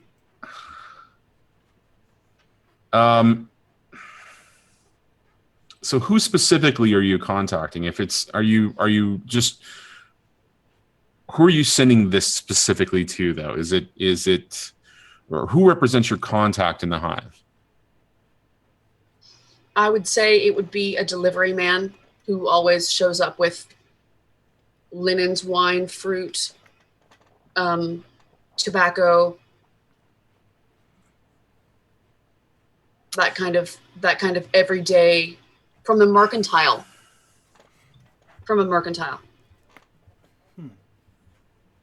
Soap, lotion for the girls, perfumes. Okay, I'm still Does that trying make sense? Yeah, I'm still, I'm trying to get a clarification about how to so I can figure out exactly how to do this. So you want to use a delivery person as a mediator to have a conversation or to get some information from the hive, and they're going to deliver your message. That's correct? Yeah, kind of ask. Yeah, ask your manager. Ask the manager that we know, whoever I give my orders to. Like, here's my order sheet for the week. For, Okay, and okay, so Does that not work? Well, what I'm trying to figure out is how to incorporate that into either a role of some kind as an investigation, or whether that becomes, for lack of a better word, almost a delayed action in a response, because the circumstances. Yeah, a delayed action in a response. So we're neutral, so to speak, with the hive. With the hive. So would it be reasonable to assume that we know how to contact them at all? Because that could be her information gatherer, is how to contact the Well, hive. remember that the night market is owned, or that night market is the territory of the hive. Right. So you could throw a stone outside of the Vale and probably run into somebody. And she's correct. In my mind, she's correct to assume that the hive would be providing, through one of their mediaries or businesses, all of the supplies to the Vale. And while it's considered sacred ground, that it's considered neutral, the hive is really responsible for helping protect the Vale, for being, that neutral ground at this point. So would it be safe to assume that we know what their symbol is, and she could find a merchant that has that symbol on his cart? Well, As a matter of fact, my Spirit Bane charm on my lapel is a golden pin that's a wreath of flowers and a bee. And that's my Spirit Bane charm that also lets people know Enjoy your stay. in this neutral ground, the hive are my boys. It's my peeps. So someone else might be wearing a bee, like a literal livery. So anybody working for the hive or having direct connection to the hive would definitely have some symbol that they would, because they're so proud of that symbol. In fact, it's in the book that their symbol is that of a bee, that they would wear it openly, kind of a thing. Especially in Night Market, where they control this particular district, they control that territory. What I'm trying to identify is not whether you would be able to do that. My assumption is that you would be able to know who that contact is. My assumption is, or my question is, the expected result of that, and whether it needs to be something where you're coercing somebody or swaying somebody right now to give you that information, or whether it's a circumstance that there's a delayed response. You're sending off a message, and then you'll get a message, in response later on. Whether it's meet me here, or here's the actual information. Like in the next delivery of linens and soap, I would see a note next time. All right. So yeah, we're just gonna call that you sending that off. Yeah. And then when the result comes back, I don't want to take up too much time with this. Yeah. Yeah, we'll roll or something. Okay. Yeah. So back onto my question, my basic question, which was, is this an information gathering score? Are you looking? I think the information gather would be to find a location, but the score would be to retrieve villain. Yeah, this would probably be information gathering. I don't think we're gonna go straight there and be like, well, come and get it. It's not just we're not just gonna like, what up in the street. It's probably gonna be more like we set up a meeting, like nothing happens then, but we go and meet with them, discuss coin, discuss like how we have a good reputation among our profession, and we want to make sure everything is quiet, Okay. Hush hush. And so then maybe go into their base, meet at their base, because we're not going to do that. We're not going to bring them in and have all those people around in our establishment. So that would probably be our in, is to go meet with them to discuss if they wanted to set up like once a week we send girls, and bringing Nye and bringing her would just be like, these are the lovely ladies. Right. Okay, so with that in mind, then, I think this is going to be a consort or a sway action roll, and then we can narrate essentially the results of that. But it seems like there's a definite element of chance here, and it would really be based on your skill about your negotiation ability, that kind of a thing. So. Okay. So let me open. A gleam For just 3 endowment. easy payments, you can have one of these girls. Mm-hmm. But wait, there's more. This is not a If you're not human satisfied with trafficking it within the question. 30 days, send Holy it back for a crap. full refund. Wow. What's up? Nothing. Ayami just donated $100 and said Ayami! two advantages for everybody, but the rest is just donation going towards a good cause, and it's the least I can do. Love you, Owlbear. Dude, Hot damn. wow. That's what was Wow. wow. I didn't want to announce it's not my channel. Hot diggity damn.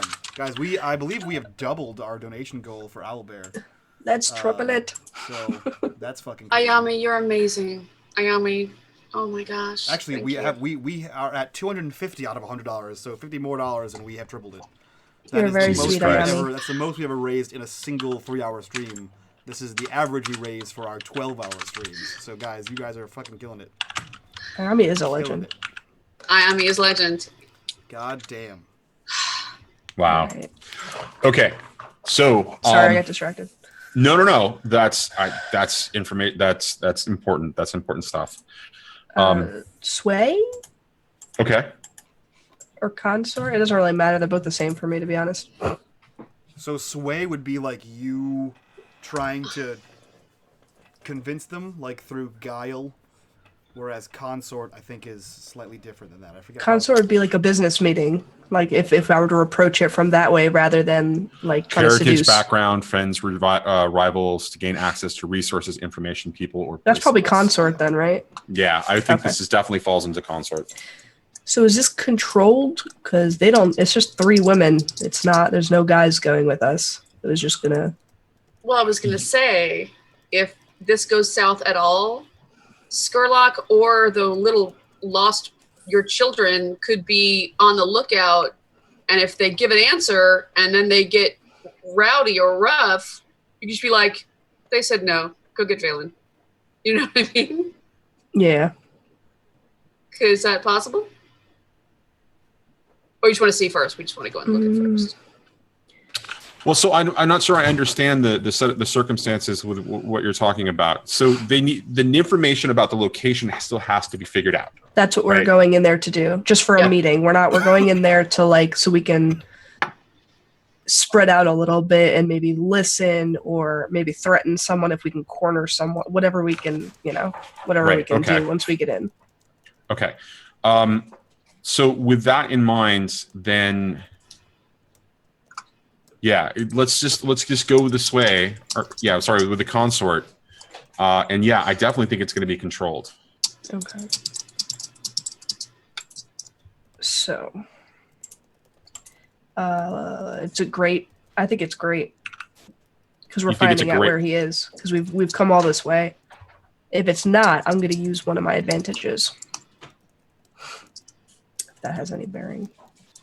It does have bearing. It definitely would be great. I'm just wondering if I should. Yes. All right, we're gonna call it. So I'm gonna take a step back, and I want you to click out of that, and I want you to roll that again. But I'm gonna use my upgrade, and I'm gonna have you go from control to risky. But I agree with you that the information is going to be great. Don't forget. Can I use my second one to put it back to control? Are you looking at the screen? Are you looking at the screen? Yes, you can. That's my favorite finger.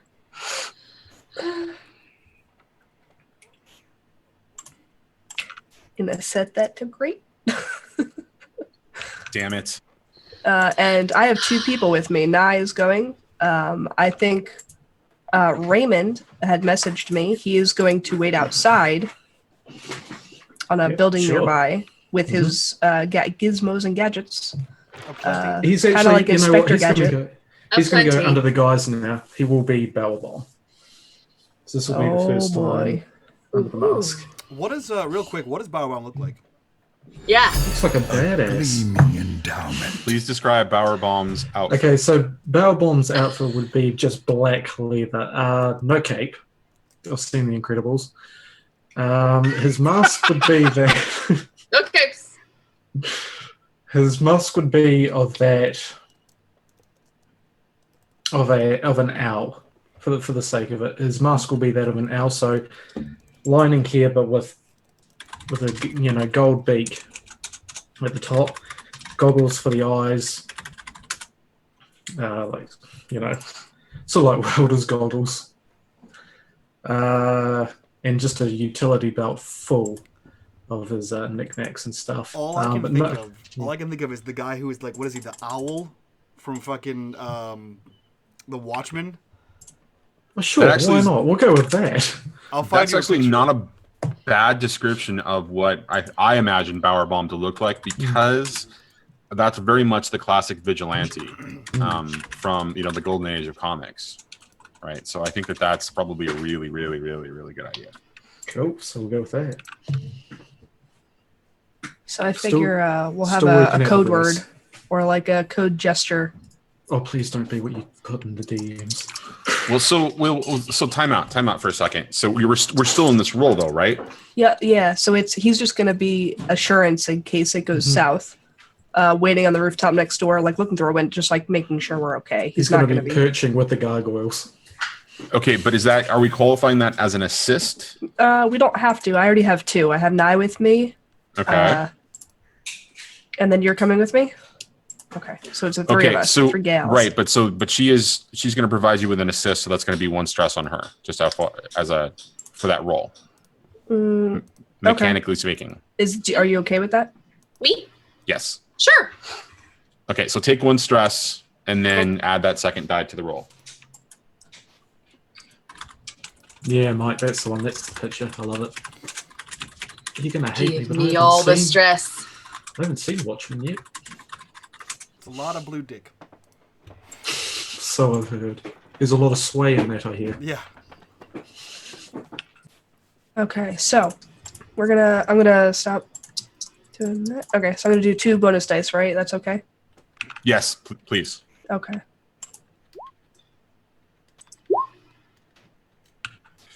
Okay, so that's definitely a success. So describe to me how OC approaches this situation. Let me give you a little background on what it's like entering the Red Sash's territory, and what you would experience when you enter the north side of Crowsfoot. And then you can tell me how you would approach contacting Felix and the subsequent deal, and then we'll talk about the actual result of all of the information that you gather. So when you're approaching from the north or from the east or west in the north part of Crowsfoot, what you would encounter is essentially sentries at each of the bridges kind of entering in. And there's definitely like, not a guardhouse, but there's definitely a residence or a space right next to each of these entrances where these pair of sentries would escort you into, when you introduce yourself and say you want to do business or that kind of a thing. And then an emissary would probably come and talk to you from that. The Red Sash's territory, for the most part, is pretty much in control, except at the line where it's in conflict, or the turf. There's a turf kind of exchange going on with the Lampblacks and the Crows. So there wouldn't necessarily be so much like conflict. You wouldn't see open warfare, but there would be a sense of a little bit of oppression. But the Red Sashes are definitely trying to maintain order and keep control of things. So how would you approach essentially one of these sentry stations or these sentry posts, walking into, to inquire with Felix?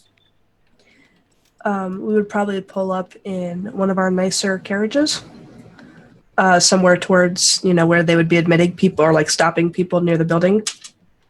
Glitzed and glammed up, and just head right for the door, casually. Walk in like you own the place. Heck yeah. Okay. One of the two sentries kind of looks at you and says, "Okay." Motions for essentially a messenger, which happens to be a rather young child, who kind of darts off, and coming back to you would be this gentleman, probably in his 40s, looks you up and down immediately and says, just kind of takes you in and kind of drinks in the vision that is these 3 ladies painted up to look like, or not painted up, that are definitely courtesans. What you trying to say? Who are essentially offering their services. How would you go about? What approach would you take negotiating this? Would it be the direct approach? Because you've already succeeded. You've already got your success. I just kind of want to understand, so I understand how his response would be. She would sort of mention that she's heard about them around town, and sees how hard their people can work, and that everybody's got to take a day off.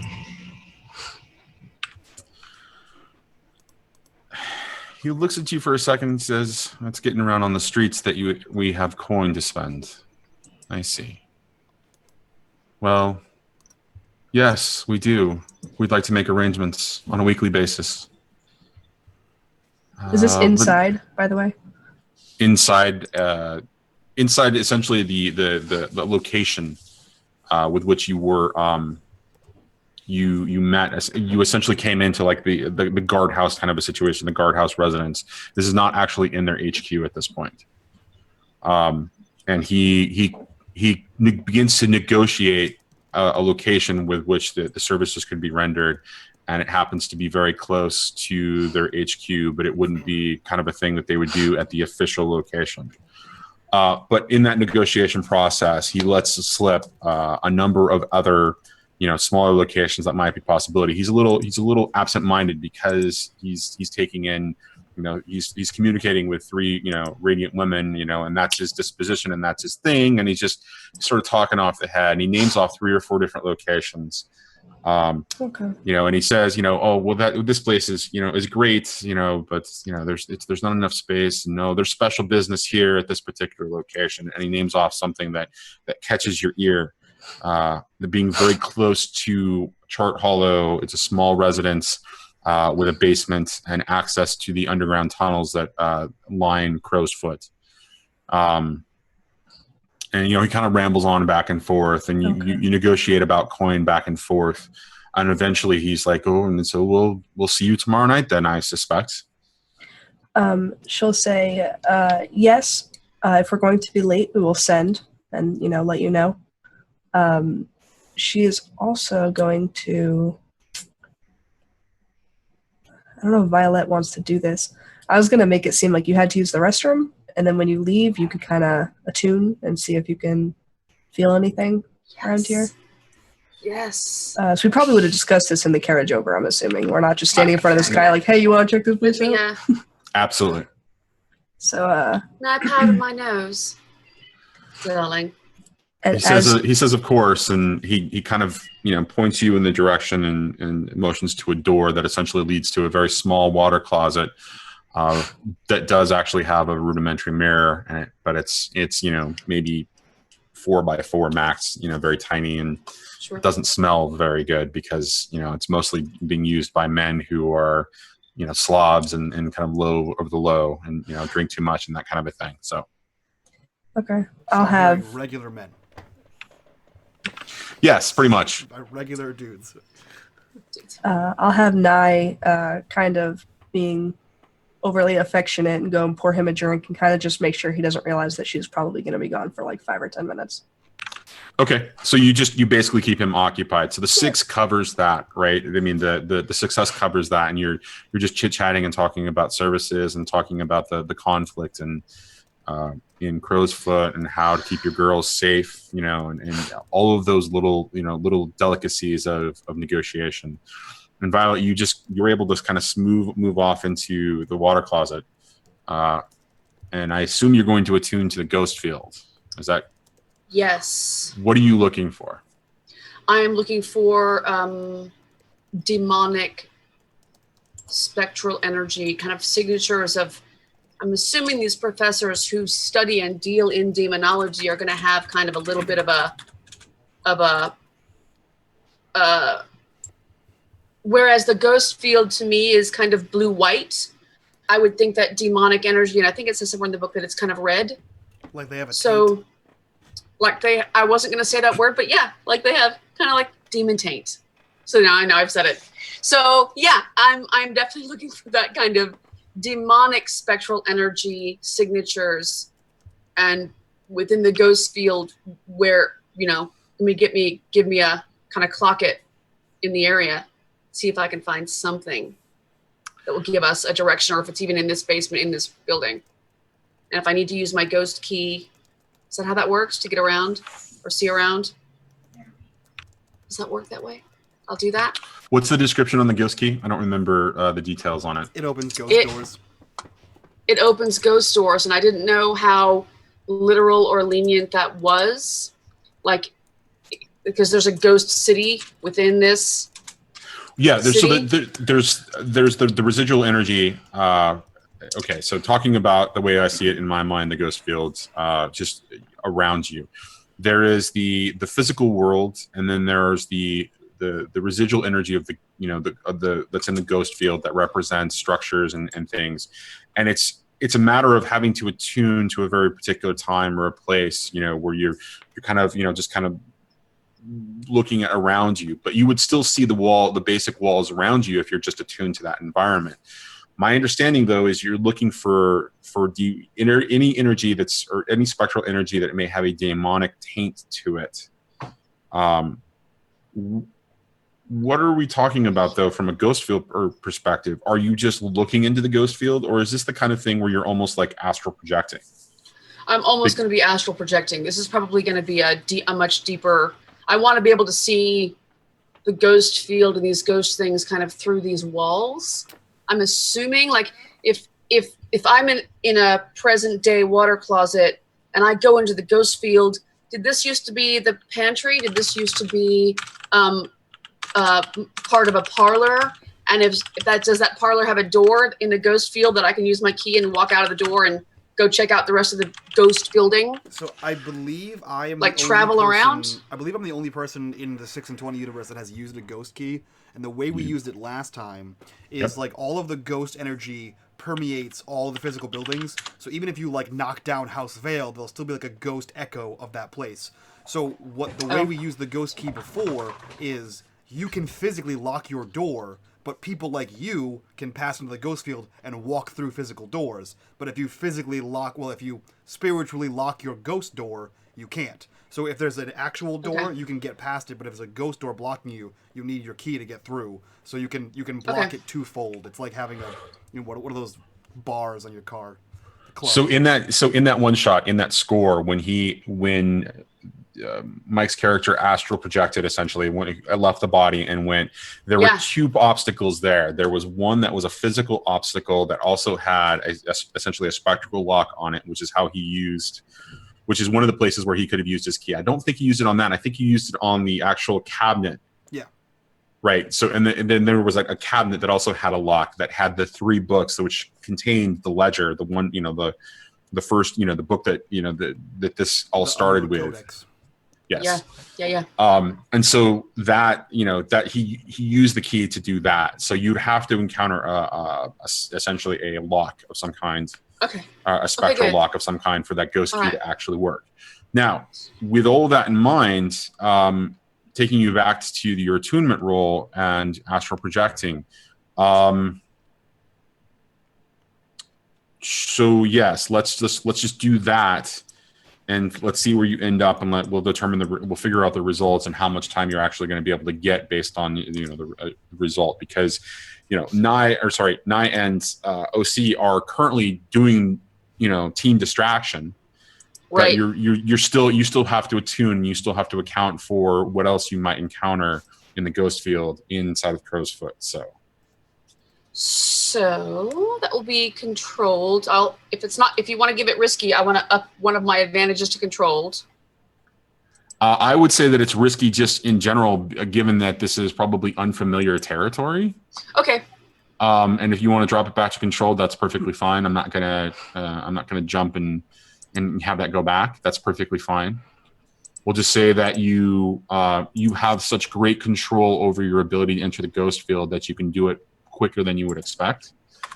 I'm going to say the effect is going to be standard because you're not doing sort of a door-to-door thing, but you can see a little bit farther than you would. It's not like you're just new to the ghost field. This is a part of your entire life. This is something you've done previously. So your ability to kind of interpret the information that's being presented to you is a lot like Neo seeing the Matrix and being able to see, beyond just the basics. So sure. And if I need to take a stress on that, I will, because I really want to see if I can find these guys. No, but if you want to push yourself or you want to take a devil's bargain, then you can add an additional die. So it's going to be controlled and it's going to be standard. Let me add a bonus die to that. Okay, so I'll push myself. Okay, so you're going to take 2 stress, I think. For a devil's bargain, I think it's just 1 stress. No, she's not taking a devil's bargain. She's pushing herself. Oh. Then yeah, I think it's 2 stress. Looking. Where'd it go? I can't seem to find it right now. We'll just call it one. We'll just call it one stress for now, and then we'll figure it out later. We'll just cut it down the middle. What did you roll? You rolled a 4. Okay. So you quickly enter the ghost field. Describe to me what it's like, because this is the first time that Violet has not just, kind of visually looked at the ghost field, but what does it look like when Violet actually leaves her body, uses that ability to just kind of, separate herself and fully immerse herself into the ghost field? Violet, I'll take a deep breath, and my eyes will shine blue-white, and it's kind of like walking into when you press your hands in water, there's that little bit of tension, that atmospheric tension, and then it's like crackly, fuzzy little bits of spectral energy buzzing like a muscle stim machine that kind of zit, and then I'm in. It's kind of like going underwater, like a pensive kind of thing. And then I now can see the ghost echoes of the building, the ghost echoes of servants or people or children or pets or people on ghost loops doing their daily. And I can see everything in kind of a blue-white, a fuzzy outline. And the deeper that I go to astral project, to attune into the ghost field, the sharper images will become. But this is kind of out of focus glasses a little bit, because I just want to see where things are. I'm not going to try to interact with any of these spirits yet, or else I'd get much more attuned. On a scale of 1 to 10, this is like a 5. I'm definitely in. Things are a little just a touch fuzzy in outline, out of focus, and my hair is floating. Things are a little bit almost like moving through water a little bit, because I'm not fully attuned, but I am definitely in there. Okay, so as you leave that and you push through towards the ghost field, you begin to get a lot more information. Hello, cat, fuzzy cat, New Zealand cat. You begin to see things in focus in greater detail around you. Not everything becoming perfectly clear. You're not pushing yourself, but you have stepped away from the physical form enough to be able to look. And you rise up a little bit, because you're not really looking at the individual look, here. You're not bound by the physical. You're not bound by gravity. You don't have to walk through the door. You're not being contained by anything spiritual. And as you kind of rise up, one of the first things that you see is there is a lot of residual energy all around where you are. There is a lot of essentially in lock and step routine going on from a number of various spirits, because while there is a great effort to prevent new ghosts from being created, there's still already a lot of death and a lot of violence, and a lot of that conflict leaves essentially marks all over the place, and sometimes they're ghost echoes, or it's just a physical or a spectral form just for a second kind of passing through, or there's an attack or that kind of a thing. And other times you see more of a physical scene as it's actually happening, but there's a lot of that sort of echoes of the past kind of a feel.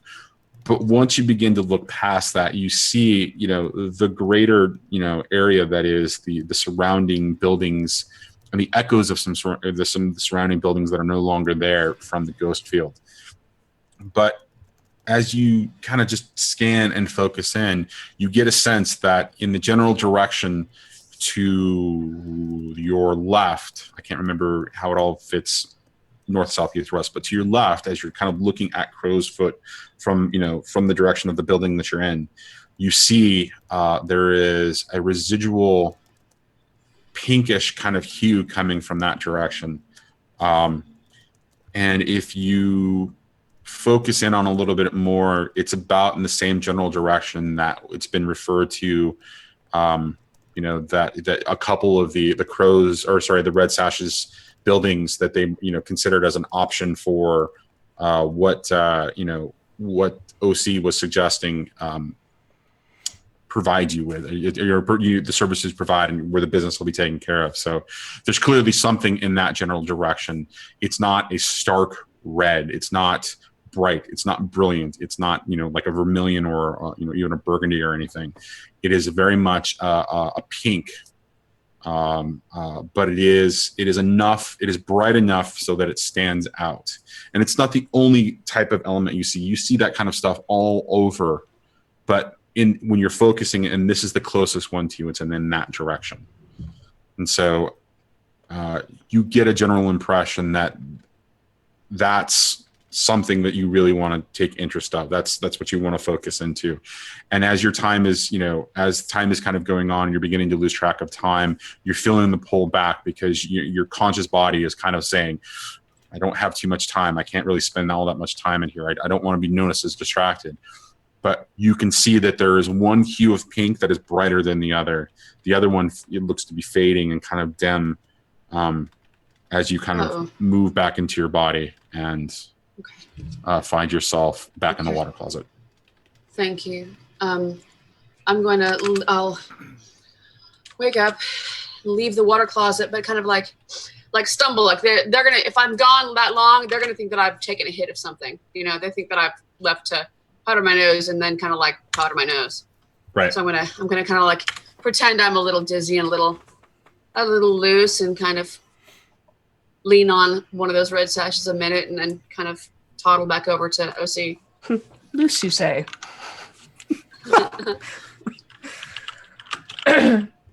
OC will probably just put her hand around her waist and be like, all right, well, we should get going. It's been a long day.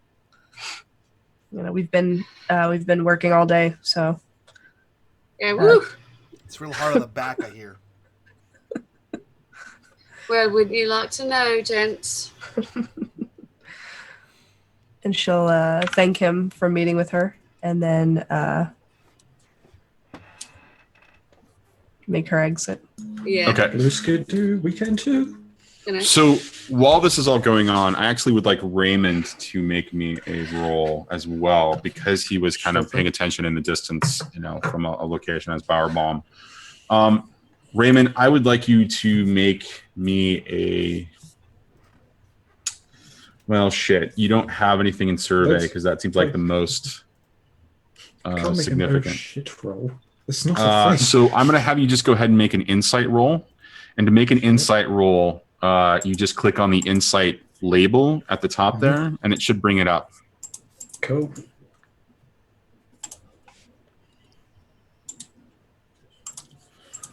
Okay.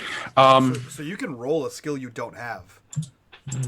You can roll a skill you don't have, but it's lower. I wanted to give him a little bit of an opportunity for this to be a success. Oh, okay. And he has two advantages. Because usually clicking on the that's insight thing right. is versus harm. Right, but he would have. But so he would have. In this particular circumstance, what would have happened is he would have had to take the lower of the two rolls, and he failed either way in this particular case. Gotcha. But it would have been he would have had to take the 2 instead of, you know, whatever the other one was. I wanted to give him an opportunity to use that skill. Okay. I was just potentially. Yeah. Ayamis reminds you that you have advantages to use. So, yeah, everyone has position. Advantages are transferred to position. Yeah, I'm just saying. It's if he doesn't have a good roll, it'll at least. I'm gonna give this to him. I'm actually gonna, if he wants to spend one of those, I'll give this to him. All right. So it sounds good. I like that idea. Keep going. Yeah. So, as you're kind of watching and you see Felix come in, and you know that this generally is probably the person, because the young child brings this particular person back to that building that they're all. God damn, that sun's bright. So you see the child bring Felix back in, and as you kind of see, you notice that after a couple of minutes, there is keen interest with individuals kind of looking around the area. Sentries that you did not see before, not that are not obvious, but stepping up on a couple of buildings, you know, spread out across. You see a couple of essentially sentry-looking type people, but they take glasses and they put them to their eyes and they're kind of scanning around, and they're focusing in back on the building that Nye and OC and Violet are in. Just as they're exiting and, you know, making their way back across the bridge. So there was something that triggered interest in them. That's all you really know, though. Okay, so I assume that you all head back to the Vale, and with the information that you now generally have an idea of where Valen is probably. Yeah, on the way back, OC. The what? We get changed out of the gear. Okay. Out of the Bower bondage. Oh God, no. Yes. We have rooms for that. Yes. So OC is gonna pull a flask out from under her leg harness and hand it over to Violet, and they'll start talking about what they saw. Yeah, I will. I'll definitely share a sip of that. So building to the left, maybe a safe house. I think that's what I saw. Not strong. One maybe weaker, maybe gone, maybe needs medical attention. I don't know, but two signatures of demonic something. So I think you are correct, and I think that maybe we can get them out at some point. I think we should group up and see what everyone has. See what who we can get to help. Nix and his boys can do. Yep. We could do it tomorrow night when we're supposed to go. True, even in a carriage. He did mention that place. We could always say, "Oh, we were told to go to this building." Sorry, because he did mention it. Oops, wrong door. So sorry. Yeah. I like it. Then we can get I was trying to think of something clever for Batman. I got nothing. Well, I was trying to think of something clever. I got nothing. I'm real tired, Batman. guys. I mean, we are the perfect bomb. distraction for Nix and his boys and Bower Bomb to Bower Bottom. Point. Sorry, Bower it just Bottom. came to me. Little bits, and to use their prowess and get those boys out and back in the carriage to go. Right? We literally got a getaway car. So if Biddy Bottom can do that, then we can do it.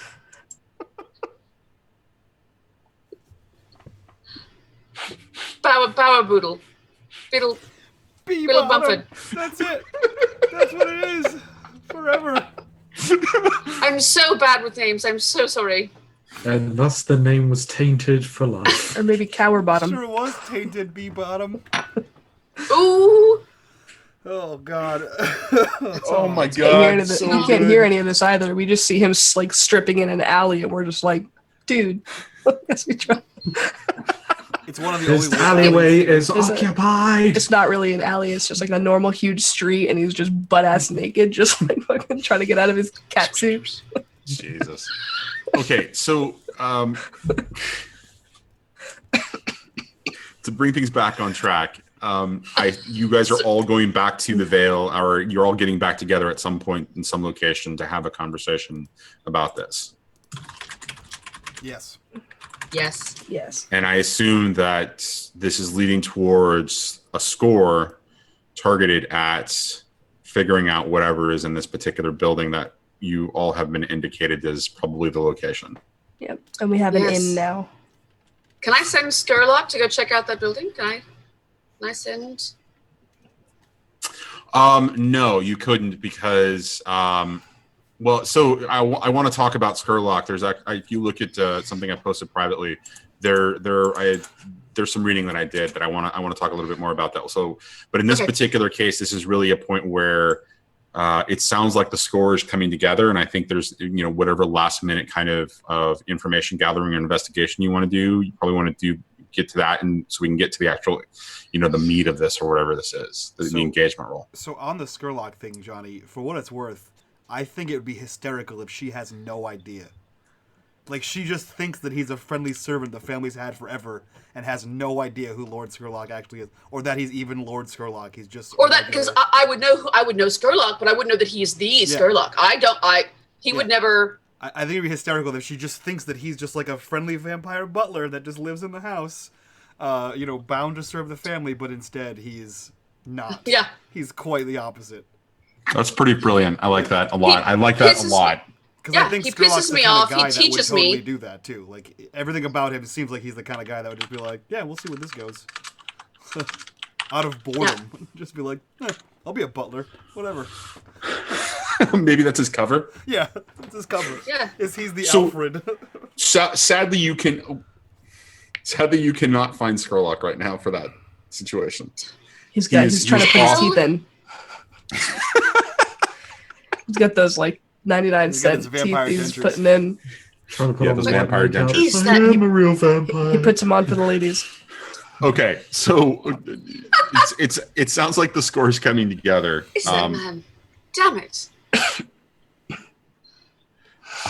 So how are you guys moving forward with this? Are we ready to start the planning aspect of this and do the engagement roll, or? I think so.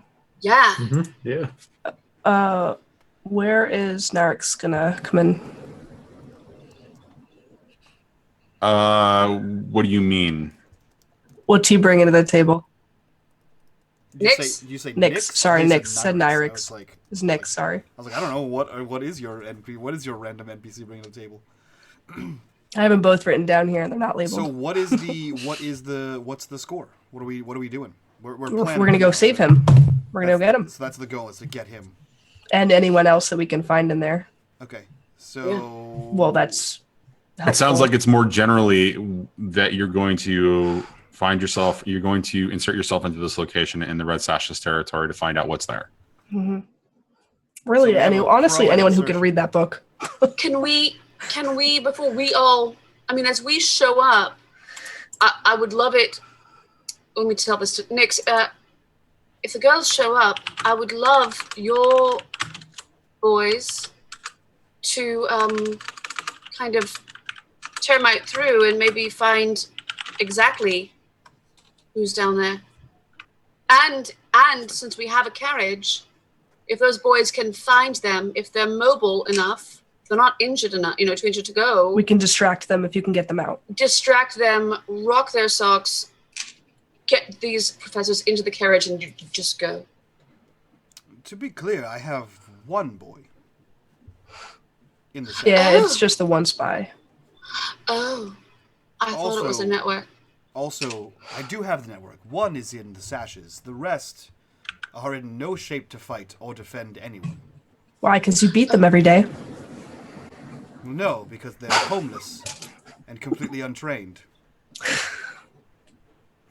So's Bowerbomb. Oh, Reymond just opens the door. No idea who that is. He throws the whole costume. Oh, man. Yeah. But they don't need to fight if they say set a storehouse alight and people need to go help, or ransack a storage bin, or So they don't need to fight anything. Are we assaulting the Red Sashes right now? Is We're that going to what's try to happening? infiltrate and I would find say out where he is. infiltrate, but So if our current options are assault, deception, which sounds like the best option is deception so far. Stealth, occult, social, or transport. Well, it could be social, too. Could be social or deception. social Also, deception. they said that there were tunnels under that building. They That did was indicate that stated. there were tunnels. Yes. Raymond, do you know? Get your hobo army. No, Go in the tunnels. About tunnels. I know a man that could. I know a man. It's just Like the tunnels. A handful of hobos. my middle band. Handful your hobos and just throw them at them. That's my punk rock Lesser band. known Sherlock Holmes books. Yeah, the handful of Sherlock Holmes and the handful of Exactly. hobos. Yeah, I love that one. I can send a man under those tunnels. So deception is lure, trick, or manipulate, whereas social is negotiate, bargain, or persuade. I think we're Who trying would you send? Who? Reymond, who would you send? Oh, it's just a guy I know. He's a bit of a legend. Anyway. She's going to look over at Violette because they both know because they saw him outside. They just saw him. Like He was just painted like a gargoyle. He wasn't even in a costume. Yeah. Or he had like a gargoyle mask and the rest of him is just like naked. It's just a gargoyle head. Nailed it. The moon was shining brightly that night. Okay. oh, that's So yeah, I it's- don't care how we do this. Well, so the point about the type of action that you're going to take in respect to planning is it determines the detail that I'm going to ask you for, and the detail really kind of sets up some circumstances for the actual thing. Like, for example, if this is deception and you're going to lure, trick, or manipulate, what's the method of deception? In this particular case, it's the opportunity, at least from my perspective, it's the opportunity for you guys to use the fact that that OC is sending some girls in, as a normal. So it's going to be a huge thing that the Red Sashes are going to be hosting some courtesans for the first time because they've got the coin to spend. So people are going to be distracted. Trespass unseen. The tunnels represent a point of infiltration right below. So there's that opportunity as well. I mean, if you're going to out and out deal for an assault, Do we know where the tunnels lead, exit, open?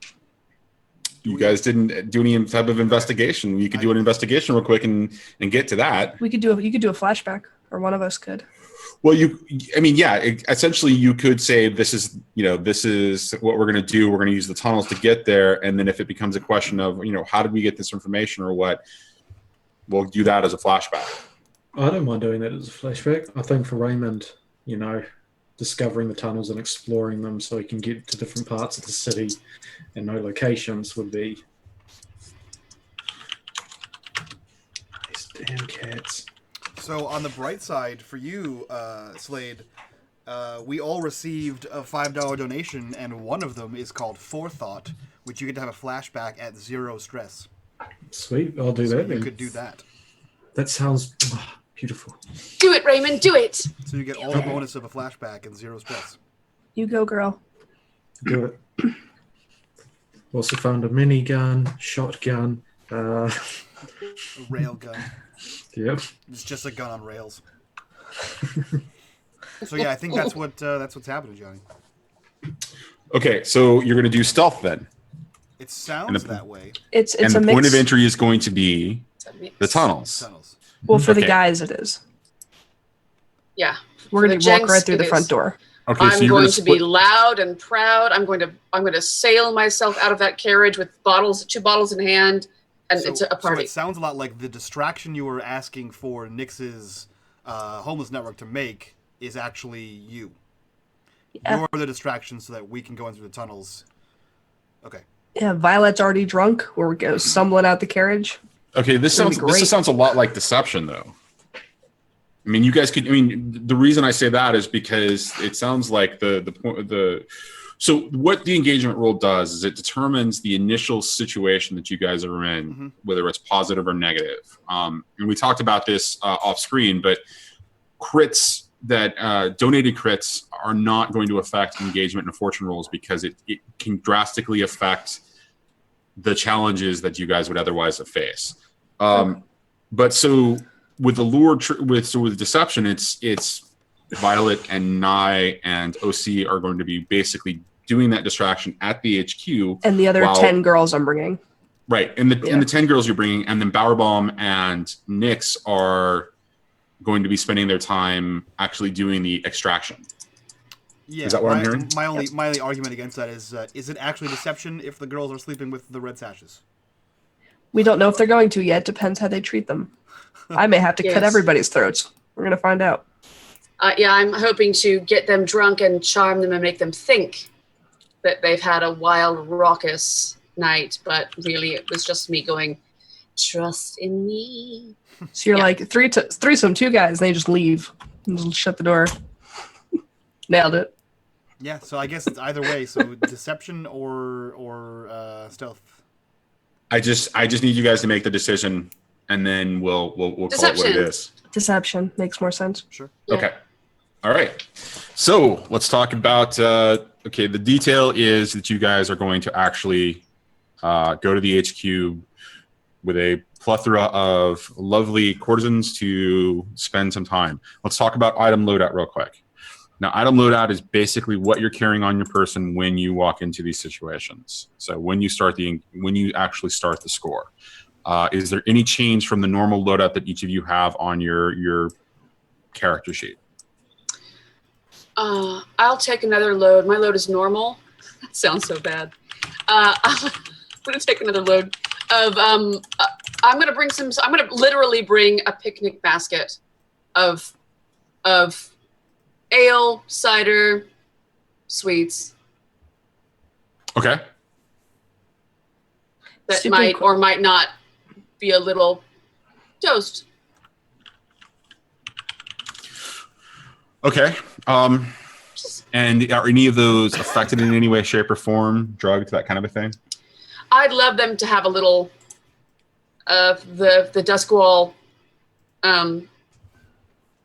just a little hair of a little roof, just a little happy, just a little like Kava X kind of roofy, kind of just kind of happy, a little charm, a little extra, but nothing to really a little hurt extra. them.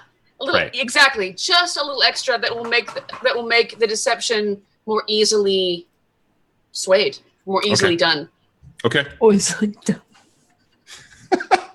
All right. So, anybody else? Anybody else take anything special? I'm gonna do a normal load. It's gonna be fine clothes and jewelry. My cane sword from last time. The trance powder, which will also help with that. Okay. A blade or 2. And I'm gonna Always bring carry demolition blades. tools. Nice. Anybody else? Just a little guy. I do have a blade fan. I'm going to bring my throwing knives, what I'm going to call the boomerangs. A blade or 2. I love it. You know what? I'm going to bring some demolition tools as well. And some climbing gear. Can I make a suggestion? You can. Please draw me what the boomerangs look like so we can display it for everybody next week.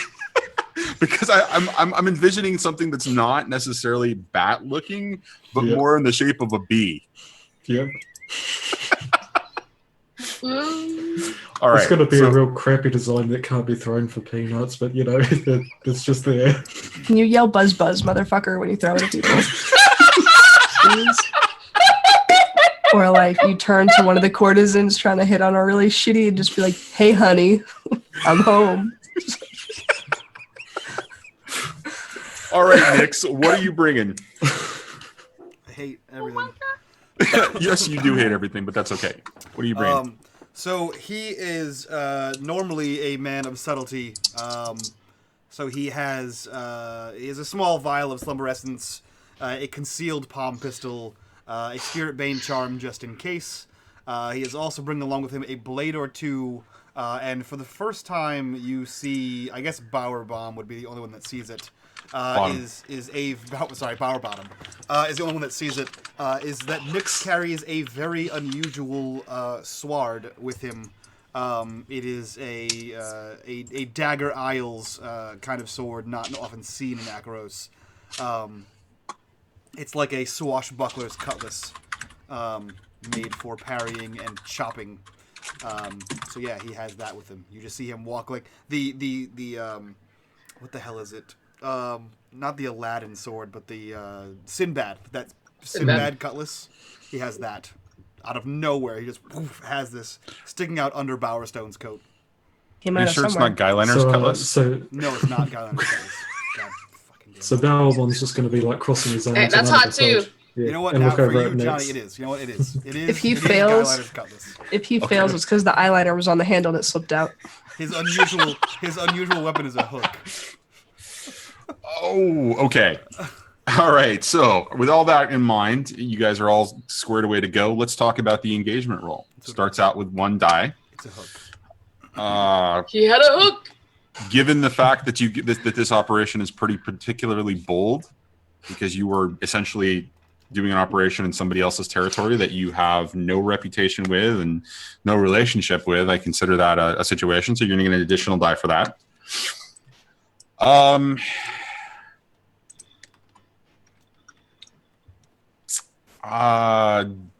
Friends and contacts, I think you're going to get an additional die for that as well. And I'm not seeing any negatives, and you guys aren't enemies or rivals at this point with these guys. So everything's completely neutral, so there's not going to be a negative die there as all. Mm-hmm. So why don't you go ahead and actually, I'll do the roll. Sorry, I'll do the roll. We'll do a 3d6 and see where you guys actually start. No whammies, no whammies. Actually, that's incorrect. I want whammies. 3d6. Yes. Wow. Okay. So, all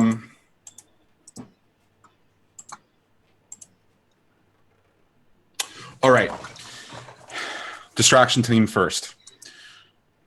You arrive at the checkpoint with your carriage, and actually a series of carriages, I'm assuming, because multiple girls are not going to fit into one carriage. Are these all private carriages, or is this the thing where you're going to have to encourage or you make use of the cabbies? No, these are, we own them. It's to get girls back and forth safely between different establishments. Okay. It would be from my business. It would be since we're, people Okay. would know them as our carriages because they have certain adornments on them. Okay. So you find yourself moving into the Red Sashes district, and it's a quiet, because the time that you agreed upon was actually, essentially after what would be considered the latter half, the beginning of the latter half of the day. So things are beginning to wind down. Work is not happening during the first 12 hours. This is the second 12 hours. You're beginning to wind through, and you feel the carriages kind of shift and turn until you get to what it looks to be a quite a large establishment that was once a pub, or sorry, a hotel with a bar and quite a large bar or pub at the front of it that has now been converted into the use of the HQ for the Red Sashes. And you're brought there to pick up an additional carriage as it kind of weaves its way towards a building just sort of off to the side, probably what would be considered like a city block away from the Red Sashes HQ, to what's basically a nice little residential location that has a number of rooms and a nice large opening area for socialization. And as you all begin to unload, you realize that the extra carriage that you brought in was actually some of the higher ups in the Red Sash hierarchy, who are just basically coming out to take advantage of the first time that courtesans are being brought in, based on the fact that they've got plenty of coin to spend to be able to enjoy. Jesus Christ, that sounds ridiculous. Sorry, guys. And then, so with that in mind, you all kind of move into this building, and people begin to settle. And of course, Nye sort of takes over charge of getting the general situation set up, putting together a makeshift bar with all the drinks that you've brought, and Violet kind of hands over her basket, and those are kind of spread in with everything else so that it's not obvious that there's a little bit of an extra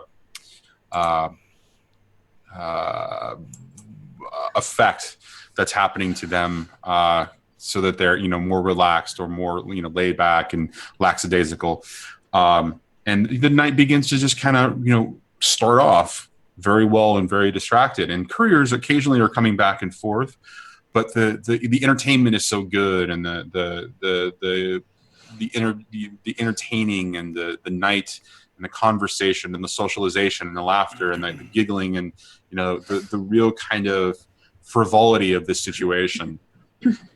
These leaders of the Red Sash, these higher ups of the Red Sashes, are not really kind of taking any interest in the courier information, and they're kind of being held off to a side by an aide, and just kind of stacked there, on a table where the aide is kind of sitting and just kind of observing in the background and just kind of intercepting. So they're not paying attention to anything that's kind of going on in the outside world, as they're enjoying the fruits of their quote unquote labor, and the pleasures that your girls bring to them at this moment.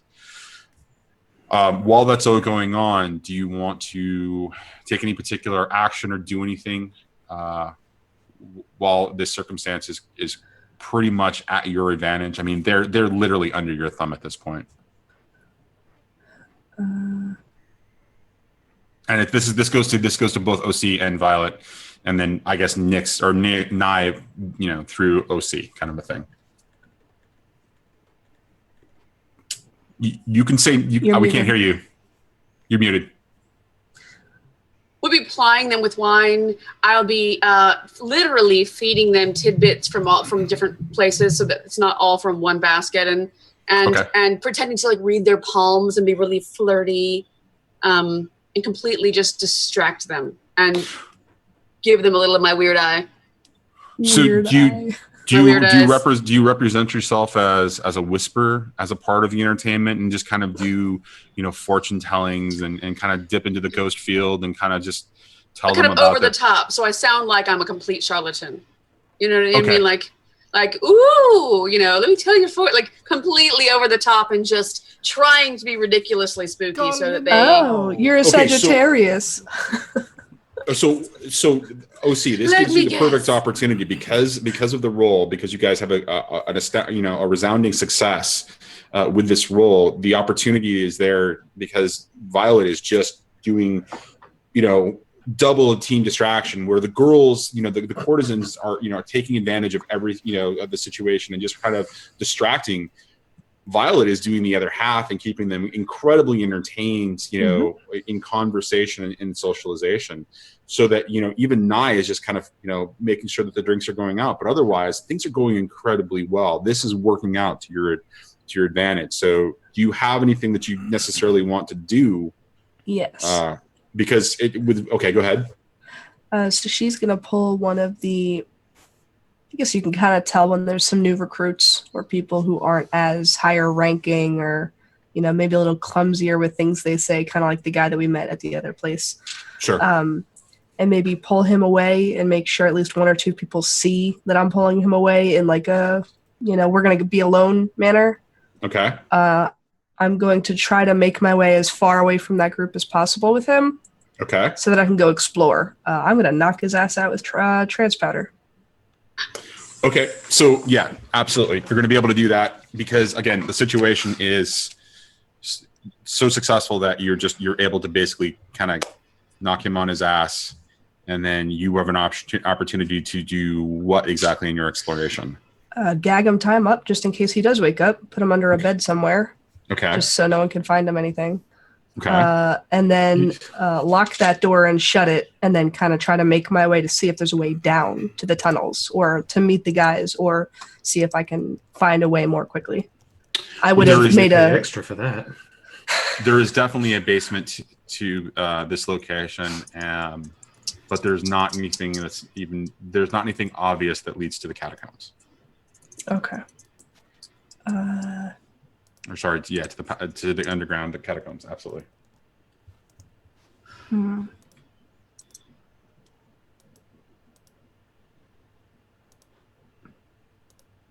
to think. So I couldn't go pressing on wall. Yeah, go into the basement and try to look around. There's nothing obvious, but could she Okay, so if you want to go ahead and try to do some sort of search, or like a survey or something of the area to kind of figure out. Okay, we can totally do that, but given this is the initial situation and we're getting short on time, I'm going to cut over to what Nyx and Bowerbomb are doing. And if we get time, we'll come back to that. Otherwise, we'll start with that particular situation during the next session.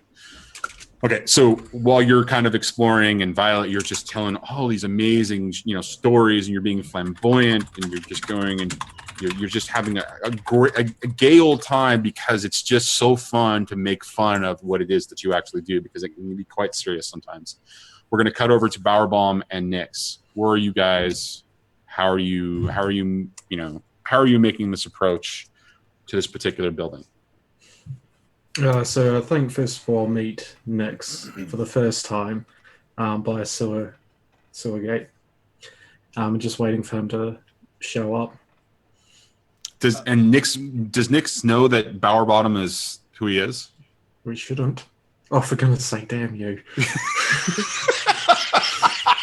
Sorry, I had to, man. I had to. There will be repercussions. I'd like to think that he's just the worst, anti-superhero, and that he just looks just like Bowerstone, but with this, he doesn't change his voice.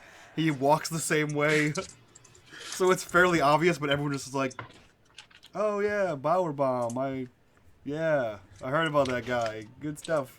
So Nick, depending on how tonight goes, it might be So I told you, secrets might be broken. Right. So Nick nonchalantly walks up, not remembering that he's supposed to forget that he's Bowerstone, and he's like, "Hey, Bowerbomb, right? Is it? That's what it is. Yes." You're the one they call Nyx. Oh, we're doing a voice. Listen, mister, I make a voice in every game I play. Yes, I am the one they call Nyx, yes. Yeah. Reymond told me about you. I bet he did. Told me you're a bit of an ass. I'm sure he said I had a great ass. Something along those lines. This as he's wearing his coat. Roomy. Like a cape, one would say. I don't do capes. More coats. Well, lead on. I don't know a sewer system as well as you do. I'm just here to the sewer system. Pull out a flute. Let's go. Did you just have that on you? Pops his head out of the grate. I have many tools. Oh. Okay. Oh, by the way, it's this way. This is gonna be great. All right. Okay. So with the engagement roll success that you guys got, Bowerbomb, saying it officially right there, just for you, Slade, Bowerbomb is able to navigate the sewer system and get you to essentially a door or a location that's right near the actual building that you all have been interested in. Based on the description that OC was able to get, from Felix, and based on the information that Violet shared about the residual pink energy that she had seen, and kind of doing some triangulation, Bowerbomb is able to navigate the catacombs in such a way that it gets you to generally right under that building. And what you find is an entry point through essentially a grate into what is the basement of that particular building, and there's nobody in that basement. Nyx looks to him. So are we assuming they're in this building somewhere? That's what our assumption is. Yes. So what you do know about this particular building is it's a 2-story building, and that the most likely place, based on more surveillance, again coming from the engagement role and understanding the situation, what you understand is that this is a 2-story building. That the most likely place that anybody is actually being held is probably on the 2nd floor. Okay. That the front entrance and the back entrance on the 1st floor is heavily guarded. There are very few windows, but there are exit points that lead to the roof, where there is a sentry. But otherwise, the basement is not being occupied because it's used as essentially a storage location, like a cellar. And what's it stored full of? What is it stored full of? Mm-hmm. Mostly foodstuffs. Okay. Nyx looks to Bowerbomb and rolls his eyes and says, "Do you have any explosives on that fancy belt of yours?" Ha ha! They don't call me Bowerbomb for nothing. One would hope. Hang on. Wrong pocket. Ooh. I don't want to know what kind of explosions come from your bottom. Yes, you do. The best kind. While he's feeling around on himself, Nyx is gonna make some kind of noise to attract attention, like a knock, like this Metal Gear Solid, to see if he can get one of the people on the first floor to come down and investigate the basement. Okay, so there is a stairway that leads. It's a wooden stairway. It's not in the greatest of shape, but it's enough that you can actually walk up and down it. But it does make noise. But you realize in the situation as you take your first step that it's going to be noisy as you walk up, and you realize that's the proper distraction or noise signal that you want to encourage for somebody to actually come down and investigate. And so you take a couple of steps and you hear, very, very noisy, kind of creaky kind of stairs. Yeah.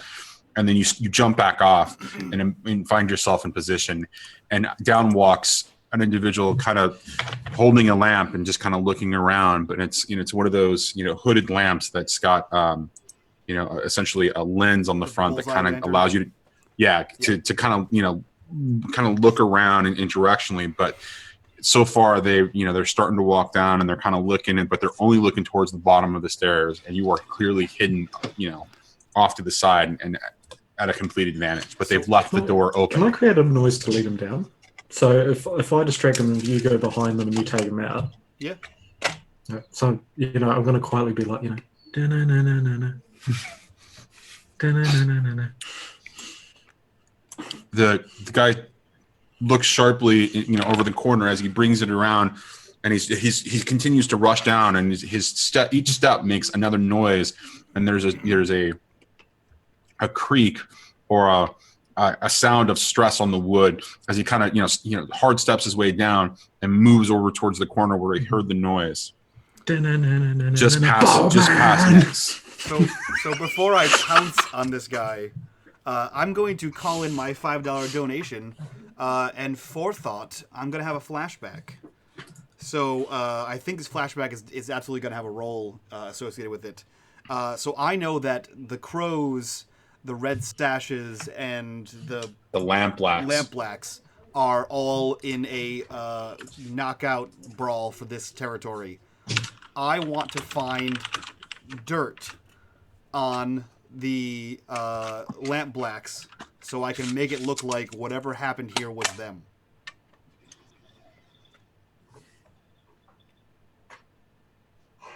Okay. So basically you're framing the lampblacks for whatever attack that is happening here. Yeah. So my flashback is me acquiring the knowledge and getting a document, a bottle with their brand on it, something like that is theirs to know that they are. So a little known fact, or not a little known fact, but a little probably discussed fact about the lampblacks is that the reason that they are, a criminal organization, and this is in the book, is because as the city begins to convert over from gas lamps and other types of fire-based lighting around the city to stuff that's based on electroplasm, it is putting the lampblacks, essentially the people that were responsible for lighting all of these candles. It was lighting all these lights all over the city. This physical activity of actually lighting something, having to check the oil, having to make sure all of that. It is putting them out of work, and so that's where the organization as a faction has come about. Is because it is because of the circumstances that they're finding themselves looking for more work, and they're looking for more coin because they're upset because the city is changing on them, and their job is being taken away from them essentially by essentially the local government and the city council and that kind of a thing. They're being put out of work. So one of the idiosyncrasies of being a lampblack is that they only use any type of lighting source that is based on like a fossil fuel of some kind. So it would be burning a Leviathan, refined Leviathan blood versus the conversion of Leviathan blood to more of its electroplasmic properties, right? So it would be a very rudimentary type of refining process. So this oil that they would burn would be found all over them, and there would be that smell because it's a very distinct smell, just like lamp oil would be. So you would be able to plant on them that type of thing, and it's not going to be a roll because it's the kind of thing that would be kind of known to somebody like you. Okay. But it would definitely have cost you a stress, and the fact that you took a stress-free flashback, we're just going to call that. So what you have on you is a couple of vials of that oil, and just even the slightest amount spread on a surface retains that smell. It is a smelly, disgusting, sort of oily kind of a thing. Yeah, so the flashback happens is it's him walking through Crow's Foot, dressed normally, probably maybe a little bit scummy, kind of dressed like one of the homeless network, learning this information and acquiring this by whatever means, and then it comes back to current time as this guy is holding his bullseye lantern and trying to find Bowerbomb, and I'm going to punch the fuck out of him. Okay, so let's roll it. So, do we have what's the position of this roll? I think this is to me this is an obvious controlled situation because not only do you have a distraction, in the form of na, but you also are hitting him from behind. Sure. So you have control of the circumstances. Okay. You can also generally see an outline because the lamp is bright enough that you can kind of see his physical form. Yeah. So you know generally where you'll be hitting. So I would again call this a controlled situation unless you can think of any other reason not to. I would agree with that. Okay. Standard effect. Is there a reason it wouldn't be limited? I mean, because you're only affecting the one individual. Oh, okay. I wasn't sure how that applied. So, So my goal is either way. If it's limited, I'm going to use 2 of my positions to make it great because I'm going to knock this guy out. Okay, we'll call it standard then. Okay, so then I will spend 1 of my positions and make it great, and knock this guy out. And then no bonus die, and then a 6. Fuck yeah. So if I had a table to flip, I would flip the table right now. So describe to me how you knock this guy out. Do you use a blade? Do you use your fist? No. And then I guess Bowerbomb would probably see just Nick stand up to his full height and just crack this guy at the base of his spine, and the guy just crumples like potatoes, or whatever Duskvalian potato equivalent there is. And thinking that would have been enough, it's not. Nick's kind of like tosses his lantern to the side, and then like gets on the guy's chest and just wails into his face. Which could be looking like rage, but it's actually he's trying to make the guy unrecognizable as a red sash, and he's just going to town on this guy's face until it's like a pulp. So she said. Yeah, and then he like just sort of like. Are things okay at home? All right. Whiff. Things are great. Why? Whiff. You were pounding this guy in his face, and by the end, I'm assuming that you're kind of dousing him a little bit with some... Oh, yeah, he's going to remove... I assume they wear a red sash, because why name yourselves that? He's going to take that off and, like, wrap his knuckles with it, and then, like, sprinkle the oil on this guy. Well, so the red sashes are a... Fuck you, son. Jesus. They're the Eruvian... That's bad. But so they're swordsmen. So the sash can be it's a different representation for everyone. What's common among them, besides the fact that they wear a flare for red, and the red sashes is just a representation of an old tradition. They carry a very particular sword that has, essentially either red tassels or a sash or a red hilt, something that also represents that is their actual. That is their designation as a red sash is the weapon that they carry. Yeah, so he takes off whatever identifies him as a red sash. Any bits of red clothing, the sword itself, he stows the sword on himself, and then, rubs this guy with the Leviathan oil. Okay, so as you're kind of doing the finishing touches on that, and you're kind of rubbing him with the Leviathan oil, you hear another sound coming up the stairs, and immediately both of you just kind of step back again, as there you see another lamp kind of come down and kind of looking, and somebody's calling out for Jed, and the really gruff, low voice, "Hey, Jed, you down there?" Just kind of looking around, and the person just kind of is just kind of scanning around the room as they kind of step down all the way to the bottom, and they step in front of you again, Nix. And they bump into something. They're like, huh, what's that? And the lamp begins to point down, and you step up again and you knock this guy. And this is the great effect that you get. Not only did you take out one and successfully do what you wanted to do, you basically knock the next guy out.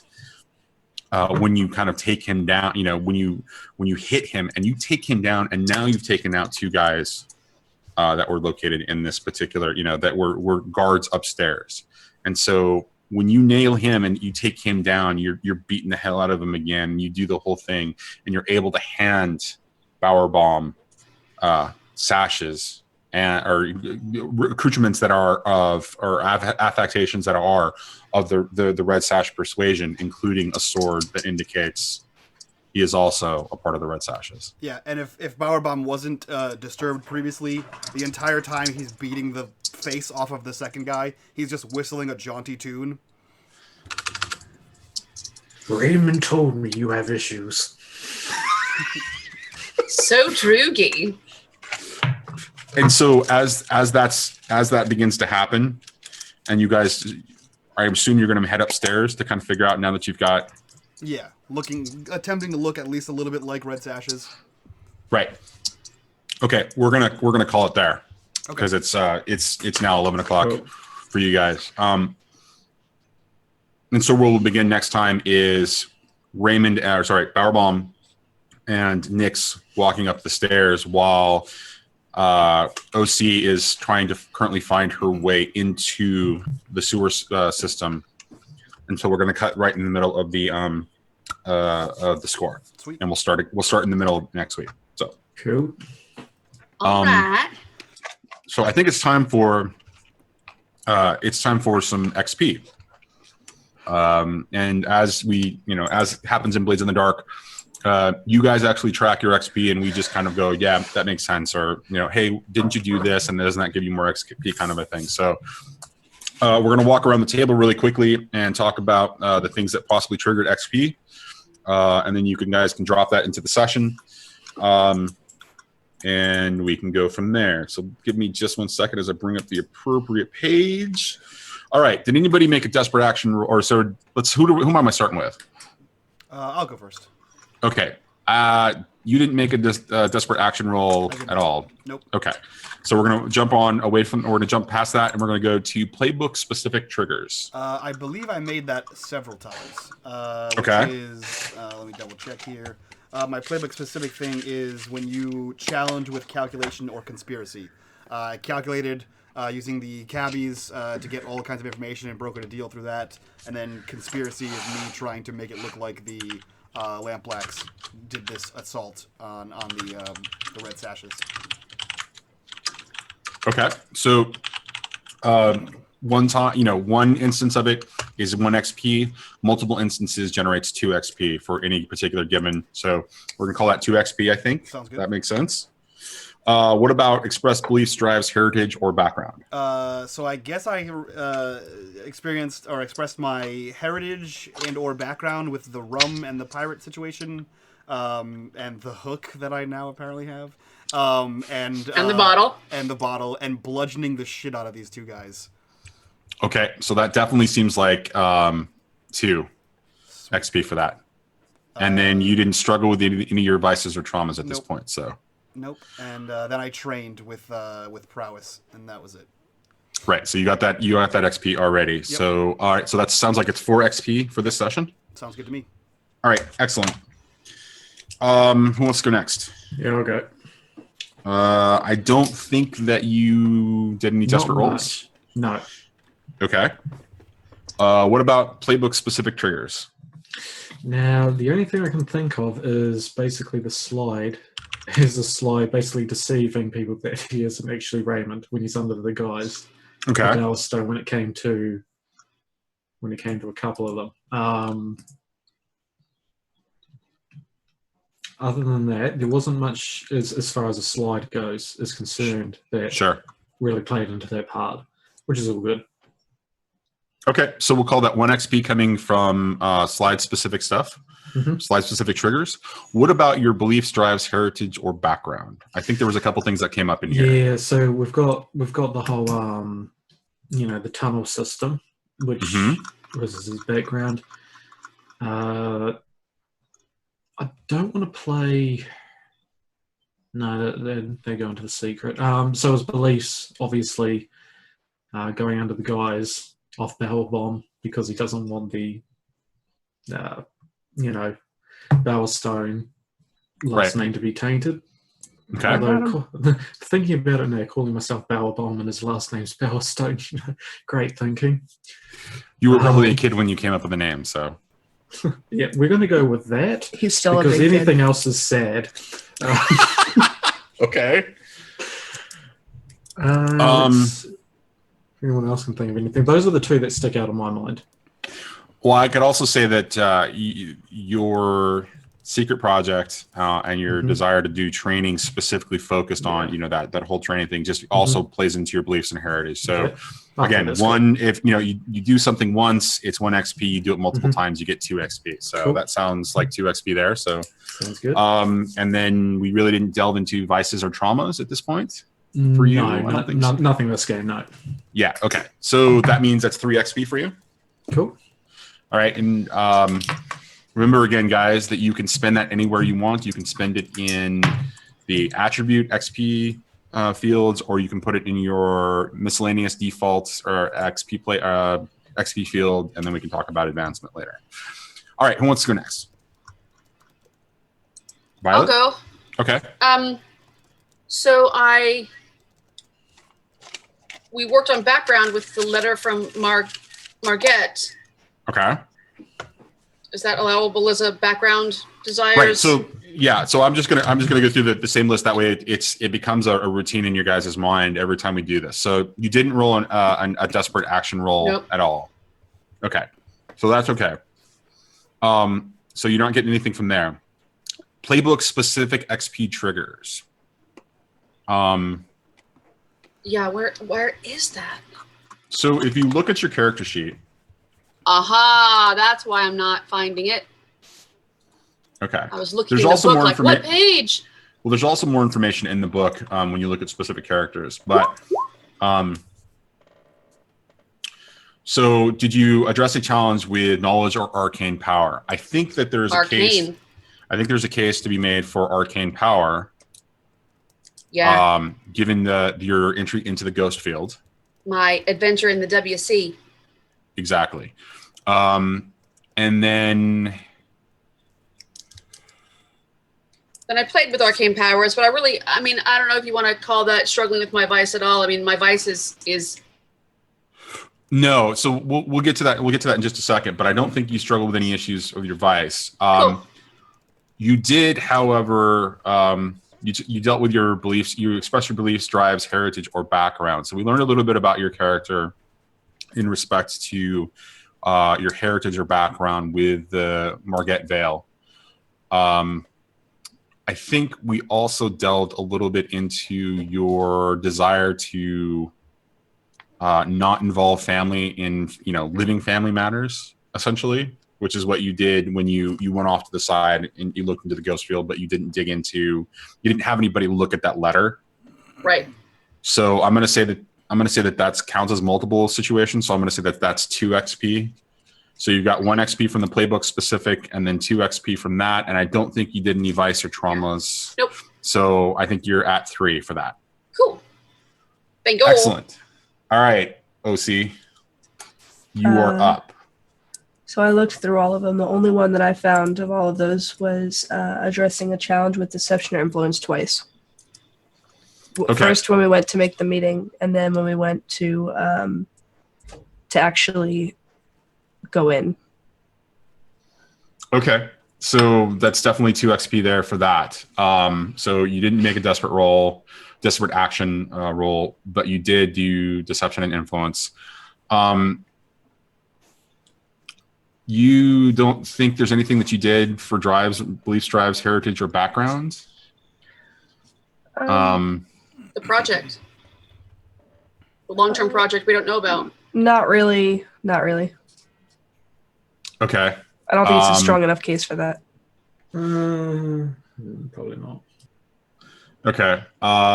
What about your desire to protect your girls? Does that drive into? I mean, because you were very specific about and very cautious about. And granted, it was part of the distraction and deception, but it was also you would get into the whole mutual understanding that they would be respectful. Yeah. Exactly. Okay. Yeah, I can see that. Okay, so we'll call that 1 XP from there, and I don't think you dealt with your vices or your traumas. Mm-mm. Okay, so with that, it sounds like you got 3 XP. So go ahead and place those wherever you want. And we are done. Mike, I'm going to turn it over to you.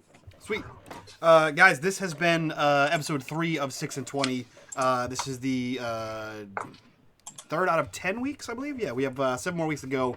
This is a collaborative stream across 3 channels. Johnny from VideoStoreCowboy is the DM here on unMadeGaming, and tomorrow night at 8 p.m. Eastern Time at Not So Speedruns. Definitely go check those guys out. That's our sister channel, sister crew. They are playing the Phantom as opposed to the Shroud. 1 shared world, 2 different crews. Currently, it seems like we're working at different ends of the spectrum here. Might have a showdown. Might have a shoot 'em up showdown, old school style. So you guys can find us here every Tuesday and Thursday at 7 p.m. Eastern Time, and now every Wednesday at 8 p.m. Eastern Time for the next few weeks. And look forward to season 2 of Blaze in the Dark here. So we'll go around the table. And that was nice. That was very subtle, Mike. That was very subtle. Like that. Oh, also, most importantly, guys, we raised 300 doll hairs for Owlbear. So I set a goal at $100 to help this guy out. Like I said, he had some unforeseen medical issues, medical bills. He's a player in Speedy's game tomorrow. You can see him there. He's just a generally great guy. He's a good, caring guy. Lots of love in the community. And all of the promo stuff you guys have seen on Twitter, all of the character stuff, all the cool artwork, basically everything except for the overlays was done by him in his own free time for free, without anyone asking to. He was just like, hey, I'm going to make a thing. And it was awesome. So we are giving $300 over to help relieve some of that medical burden on him. And then tomorrow night on Speedy's channel, he's doing the same thing and trying to raise extra money for him as well. So that's been awesome. And real quick, we're going to go around the table, guys, introduce your characters and let us know what your thoughts were on the game. So we'll start with Lisa. Who are you? What are you doing here? And what did you think about tonight? This was so fun. I did not expect the level of humor that this crew has. It's awesome. We got stuff done tonight too, which is really, really great. Bottom. I'm Lisa Lee, and I'm Danger Lily on Twitch, and I am Lisa Bell on Twitter, and I'm a voice actor. And catch me here on Wednesdays here at Blade in the Dark, and Saturdays on Exploding Dice in Writhing Moon, a horror RPG for an open legend RPG. Sweet deal. Next we'll jump over to the Bower Bottom himself. Slade, who are you? What are you doing here? And what do you think about tonight? So tonight was really good, and I loved the way it's set up for next week's game, which will be cool. So yeah, I'm Slade from Crit Dice Gaming. You'll see me up yours. I heard that. So you'll see me on Twitch if you want to follow me. I play a lot of games. The Friday the 13th game, Overwatch, but also this Friday I will be home DMing a game from my local players. So if you want to come and check that red shenanigans out, that'll be awesome. But yeah, it's been a great game. Sweet. We'll go right on over to Xmas Ginger Ninja. Who are you? What are you doing here? And what do you think about tonight? I'm just here to get wrecked by your Twitch bot. Apparently. Wrecked. Rickety wrecked. I play a bunch of games over on my channel, first-person shooters, things like that. A lot of horror games recently. But yeah, I'm loving this game. I like where it's going. I think that we each have our own little thing that we add to it, which is really cool. And we're all playing very different characters. Some more serious than others. But yeah, I'm pumped for next week. Sweet. Doing a good job, BSC. Sweet. And last and definitely least, Johnny, who are you? What are you doing here? And what do you think about tonight? Sorry, muted myself. I am Johnny. I do this. I do tomorrow night. But I don't want to take that time. I don't want to take my time that I have on screen and actually talk about myself. I want to talk about what everybody has done for Joff. Within 24 hours, his GoFundMe raised $2,000 to be able to help him and his daughter to deal with their medical bills and everything else. I just want to say thank you to everybody that donated. All the viewers that donated tonight to raise the additional $300 for him. Anybody who donates tomorrow night, I want to thank especially Ayami for the donation she did tonight. We're going to have to do something extra special for that girl and bring her into this world somehow because she's just absolutely amazing. She's incredibly enthusiastic. But I just want to say thank you for everybody that has raised money for Joff so far, and thank anybody in the future for doing the same exact thing. It's wonderful to watch this community take care of its own. So thank you guys very much. Hell yeah. Yeah. And speaking of taking care of our own, let's go and get a feels good raid on let's see, who the hell is streaming right now, guys? Who should we raid? Someone who's playing Dungeons and or Dragons, preferably. A gleaming endowment. Ninja donates $20. I assume there was some kind of smart-ass comment to go with it. It was a There heart. should be a Fuck smart-ass- you. It was just a heart. Color me impressed. Color me impressed. Don't you sound like a It dick? says "fuck you, unMade, bitch." Man, Saving Throw Show is doing D&D right now. Saving Throw Show? They are doing D&D right now. Let's go jump over to our friends Saving Throw Show, guys. Let's give them a little raid. I'm going to put that command right in chat for you guys. !raid. So copy and paste that line there. Go jump over and raid those guys. And bring all of our love over there. And from all of us to you, bye-bye.